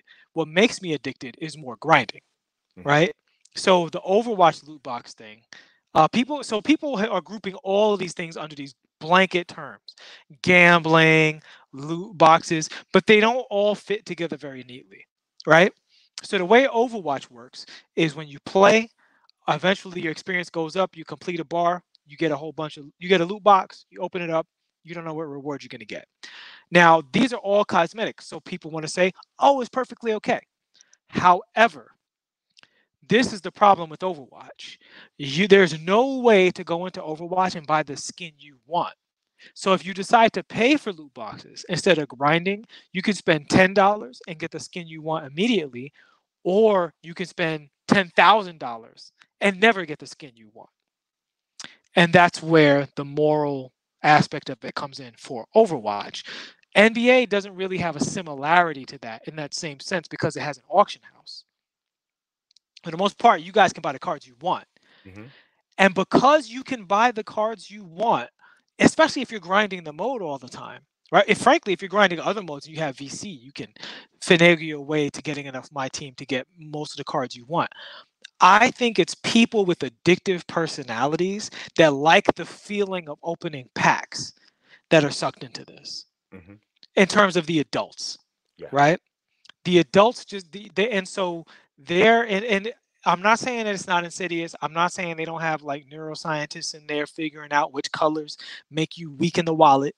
That's all happening. But guess what? That's literally happening in every commercial, Yep. on every food package. You know what Yep. I'm saying? Every sign, every movie trailer. They're all trying to program your ass. So I'm not going to single out 2K for trying to take advantage of the fact that you're weak-willed in a certain area. And that's Mm-hmm. not a criticism. We're human beings. We're all weak-willed in some area. This Mm-hmm. is just the one that we're focusing on for this topic of discussion. Now, the thing is it a bad gaming practice? Because they're talking about the optics with the whole thing. Their optics with the thing is that, oh, children play this game. Well, hold on now. Children got a credit card? Children work? Now, on the one hand, the way PlayStation is set up, the way Xbox is set up, your kid can just push a button and you come home like, what? Fair enough. But as a That's parent, that's one time.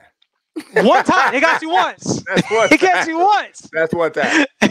And now fool me twice, Right. right? So my thing is with kids, that's the parents' job to regulate those habits. The parents got to get this game.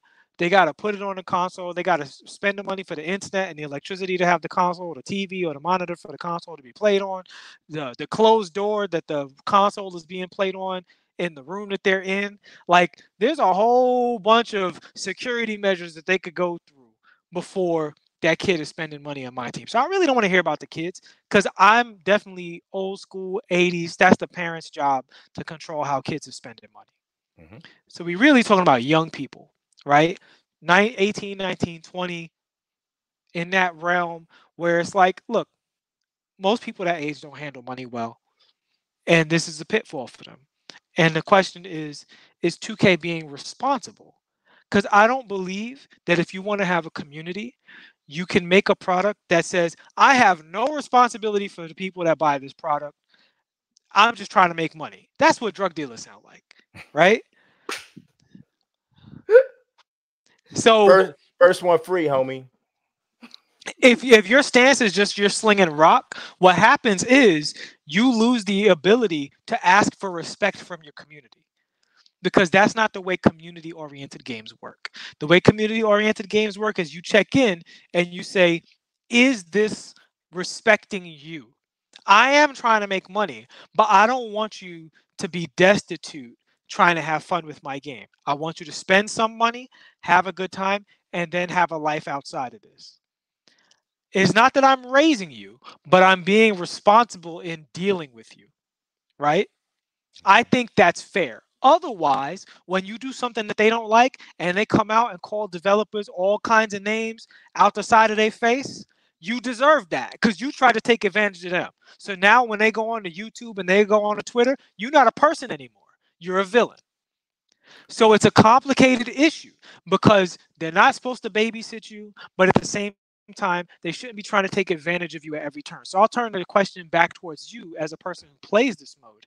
Mm-hmm. Is their mode insidious or is it just a little too much? I think the mode definitely gets gluttonous towards the end of the release cycle.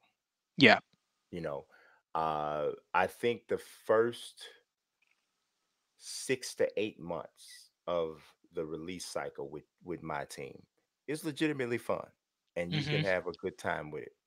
I think that it is very, very, I think it is very much overstated that my team is a play to win. I mean, a pay to win thing. And the Mm-hmm. reason why I don't think that it is necessarily pay to win, that's a choice, I believe, because I believe that there are enough, and there's actually even more this year, but there are in 19, there was enough non-pay ways to accumulate either VC or my team points to get the kinds of cars that you need to be competitive. Where the draw is when they dangle in front of you this really cool pink diamond or this Mm-hmm. really cool galaxy opal that you don't really need, but you Right. really, really want. Right. Right. Because the thing of it is in many instances, there's a difference of literally one attribute point between a Right. pink diamond and a galaxy opal. But because that gemstone's on there and you think that you gotta have this, then that means that this is what you have to have to win. And it's really not that way. It's really not that way because I played my team this year first without spending any money at all. I Right. wanted to see how good of a team I could get without spending money. And there were times when I played against people who had better cards, and there were times that I beat them. There were times Mm-hmm. I played with people who had better cards, and I lost. It was because they were sometimes, and if I played against somebody who was just as good as me and they had better cards, then yeah, they probably won because they had better cards. But I think it all comes down to a concept of how much time do you have to invest? Which I Mm-hmm. think, but I think that's kind of what it is with everything. You know what I Absolutely. mean? I mean, if I'm going to play Mortal Kombat over and over and over again, and I'm playing against a guy who who literally plays 60 matches a day, Mm-hmm. literally, you know, because either his work schedule allows for it or he don't got a job, right? Mm-hmm. When I get home from work and I play him in my 10th match of the day and he's on 57, he's probably going to be better than me because he's been putting in the time, unless my skill level is just that much better than his, that even the hours don't match, right? So Like me and you. no, different. Yeah, I can't let that go.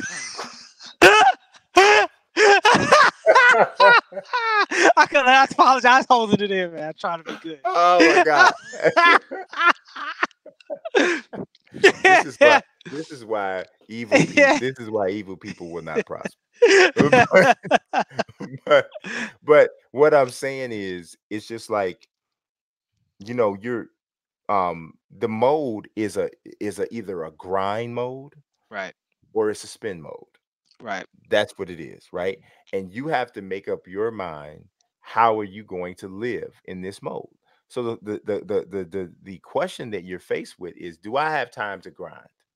Okay. Yes. If the answer to that is no, then do I want to spend?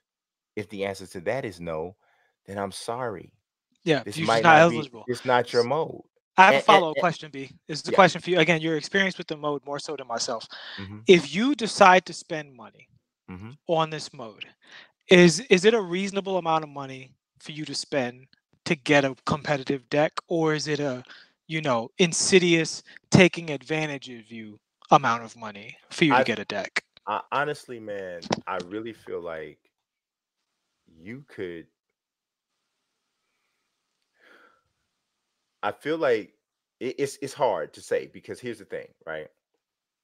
I could go and buy a box of, so this year 20th anniversary is gone and they replaced it with something called Prime Series, right? So Hmm. it's going to be the equivalent of 20th anniversary this year. I could go buy a box of 20 packs and I might not get anything out of it. Hmm. Hmm. And I could use VC to do it, that I actually bought or I accumulated in some other mode, right? Or I could just accumulate the amount with my team points. My point in saying that is there is a path to doing whatever you want without spending any money at all. Because if I say, you know what, I'm gonna generate enough my team points, I'm just gonna grind, I'm gonna get these my team points. you can go and buy a card off of the auction block, or you can buy packs. You can you can set up a budget. Like I had this concept, man, and I may put it back out, right?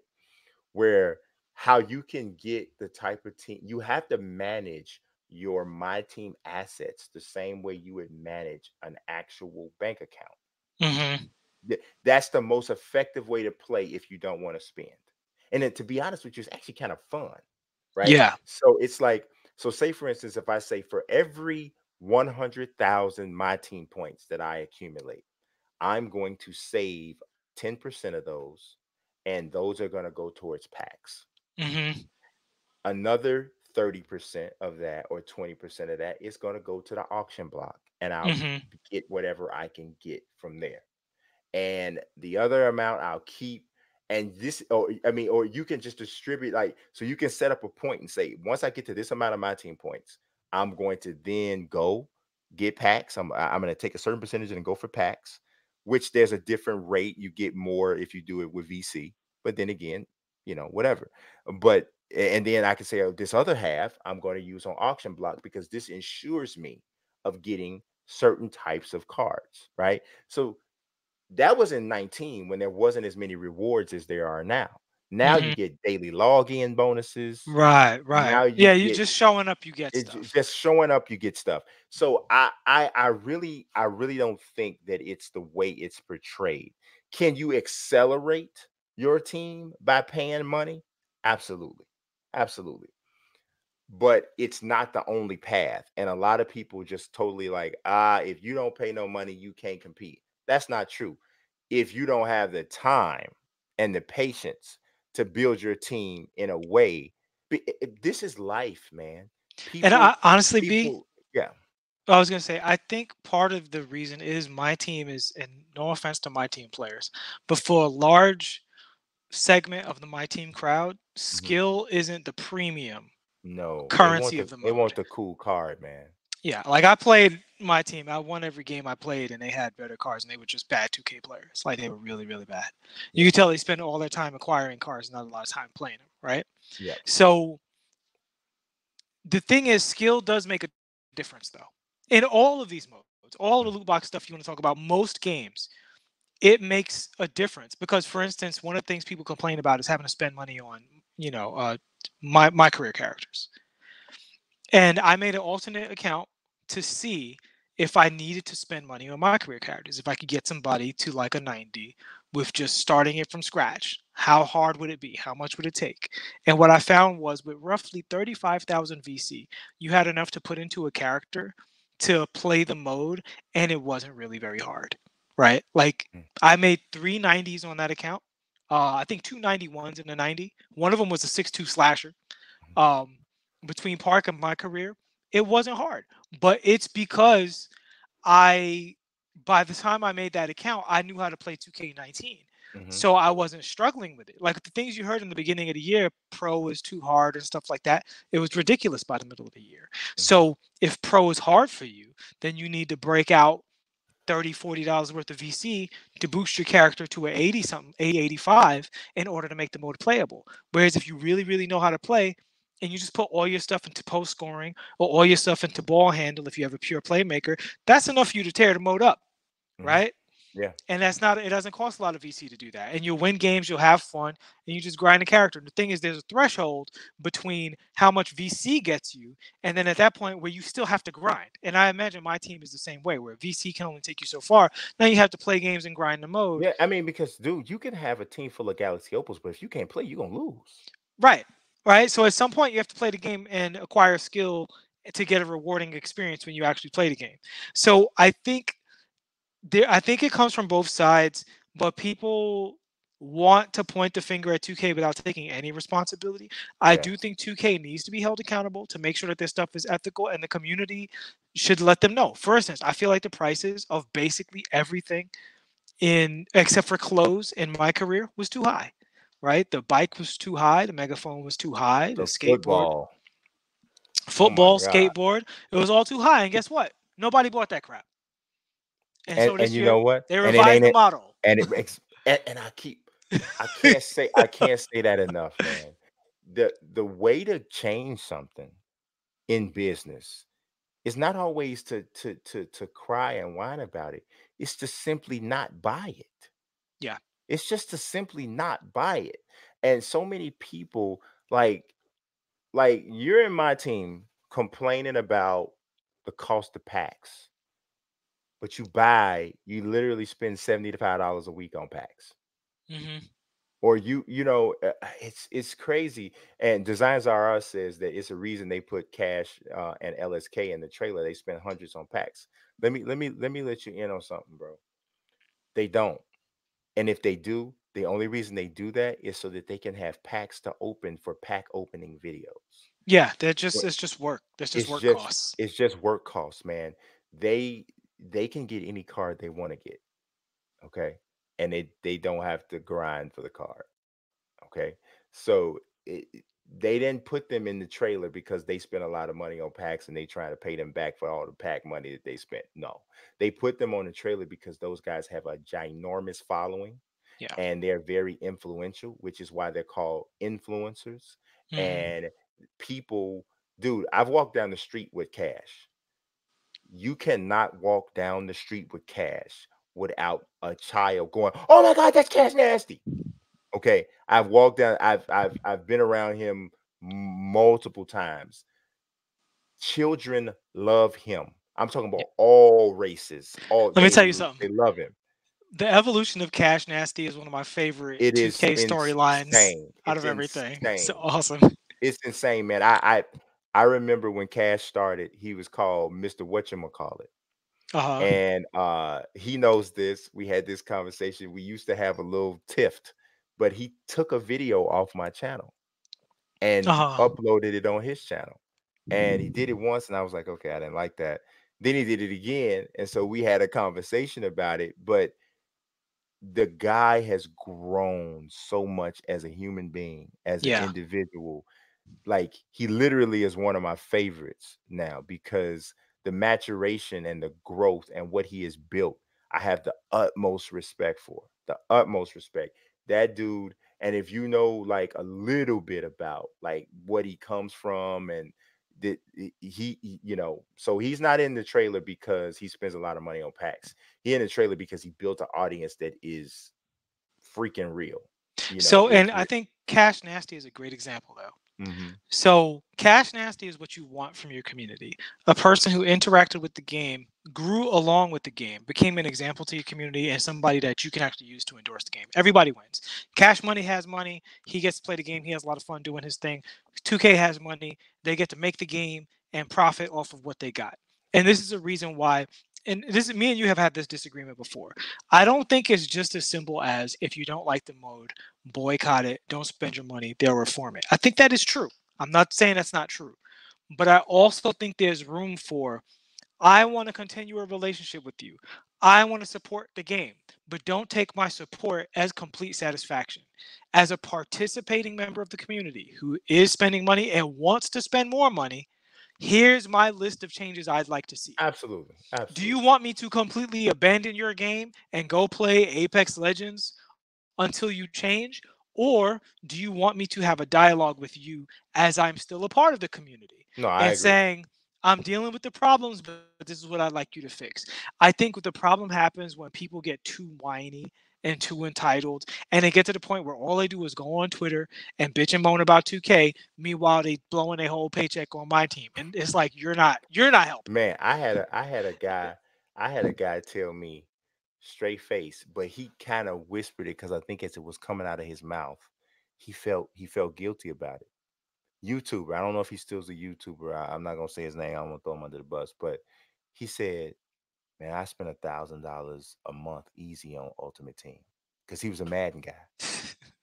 Literally, he told me this was a grown man with a wife, and he said he spends $1,000 a month easy on Ultimate Team. I understand Mike Tyson spending $40,000 in weed a month more than I understand somebody spending $1,000 a month on Ultimate Team because at least Mike smoked what he got. Yeah. I mean, I'm like, it's crazy, man. It's crazy, and I think that you said something that I think is very, very accurate. You said earlier that this the people who struggle with this are people with addictive personalities. Correct. Um, People used to hate going to the boat with me, right? You know, Hmm. so anybody from the Midwest knows I what know I what mean you mean. when I say the Hmm. boat, right? Um, My and year in St. Louis comes back. yes, yes. So they would hate going to the boat with me, right? Because I did something called left pocket, right pocket gambling, right? So I would go to the boat and I say, what's in my left pocket is what I'm willing to gamble. So whether it was $50, $100, $150, whatever it was. And I said, once the money that is in my left pocket is gone, so here's what I'm doing. Whenever I win, goes in my right pocket, right? But once the money in my left pocket is gone, I don't care how much I won. Hmm. I'm not gambling No. anymore with what's in the right pocket. I will Hmm. literally go and sit at the door and wait for y'all to finish. But I'm done. So if I come out, I'm gonna come out either the lower the most I can be in the hole is with what was ever in my left pocket. Right, So and if I which is said what you paid to have a good time. that's what I paid to have a good time, and that's what I Hmm. agreed to give to pay that. So, but if you don't have that level of discipline, I do have a problem with people putting the onuses on a business whose objective is to make money to look out for you because you lack self-control. I totally agree with you. And here's where, again, I've had some words for 2K, I've had some words for fans here, but I Mhm. think there's a really big misconception when they say gambling. Yes. RNG, random number generation, random rewards, is not the same as gambling. Mhm. When you go to the boat, you are taking money that has value and you are spending that money, possibly getting nothing and possibly getting something. When you play these games, 2K, Overwatch, all of this stuff, you're getting something. You just might not be getting exactly what you want. The modes aren't gambling in the same way that betting on sports is gambling, in the same way that putting money in a slot machine is gambling. It may have the visual imagery of that. And there's few words I hate more right now than optics, right? Optics is this ain't the thing, it's how everybody feels about the way the thing looks. And you know what? And I totally feel you, Yeah, but it as a business, people have to adhere to the backlash that comes from optics. I understand that, but we talked about morality a little bit today. Yep. The people who are discussing these optics are Mhm. discussing them without any concern for what's actually happening.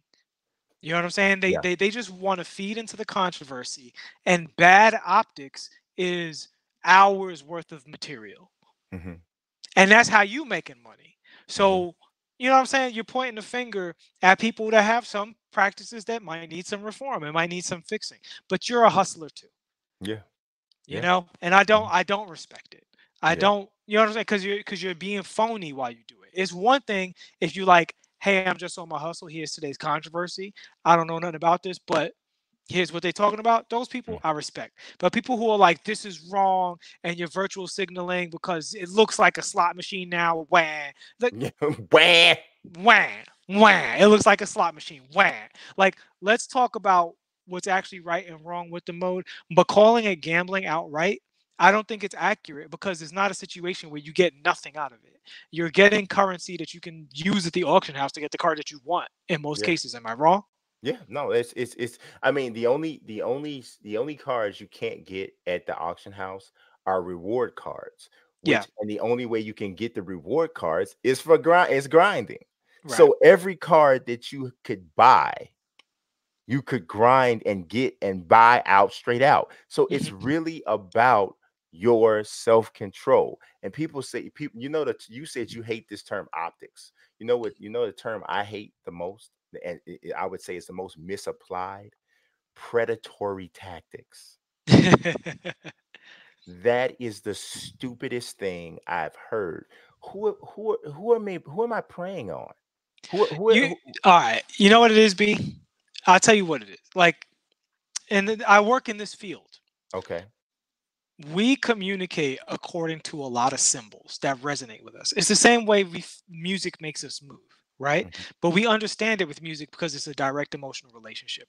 When it comes to things like artwork and like sound effects and the timing of certain imagery, we're not as developed in that language. But that language is still effective on us. And because you're not developed on that language, this goes back to Goebbels and World War II. I'm not going to get too deep. But when you aren't aware of the messages that you're receiving, the messages can, I don't want to say program you, but they can influence you to a greater level than when you are aware. So if I tell you somebody is using predatory tactics and you're saying, "Oh, I need to be aware of them trying to hustle me," that's all you need, and now you have the tools to go back to having self-control. But as a human being, there are certain things that you are hardwired to receive messages and respond to these things that if I just continually try to be slick, I can hustle you out of some stuff. And it's not just about discipline, it's not just about self-control, it's just how we're programmed. Yeah, yeah. I man, So I I'm with you on the yeah. willpower, but Yes, yes, yes, yes. Um, I really enjoyed this multi-pronged, multi-layered, multifaceted conversation today that was all over the place. I also really appreciate all of the people who have been in this chat for front to back. I mean, it's crazy. I appreciate y'all for rocking with us all this time. If you haven't hit the like button yet, please do. I actually haven't absolutely. I haven't even looked at the video to see kind of where we are here. We got 2 hours and 11 minutes yeah, in. we got 30, looks like we got 31 likes. I appreciate y'all for hitting that like button up for your boy. Um but yeah, I think I've spent it. Kevin Green steps in and with a comment there. Anytime I see a name that I'm not used to seeing or may have missed before, I appreciate everybody who came through. Um and obviously all of the regulars 1989, D Johnson, Jason Battle, Designs Are Us, I've seen before. I believe Cargo, I've definitely seen. Just everybody who came through and had something to offer, got the glow. I thought we were supposed to hook up, got the glow. I think we in Chicago, both of us in Chicago, but that didn't never happen. Well, I'm not Yo, technically in Chicago, before but we get out of close. here, I Yo, just, and while we still got everybody in here, if you guys want to see me do any build videos or discussions about the meta of where the game is going before you make your characters, let me know what you want to see as far as that kind of stuff goes. I have some serious ideas about what point guards are going to be most effective. There's a lot of weird knowledge out there with people making certain guesses. They could be right, I could be right. We'll see. But if y'all want to see that discussion, let me know and I'll make videos in that area. sounds good. I appreciate everybody for watching as usual. God bless and peace.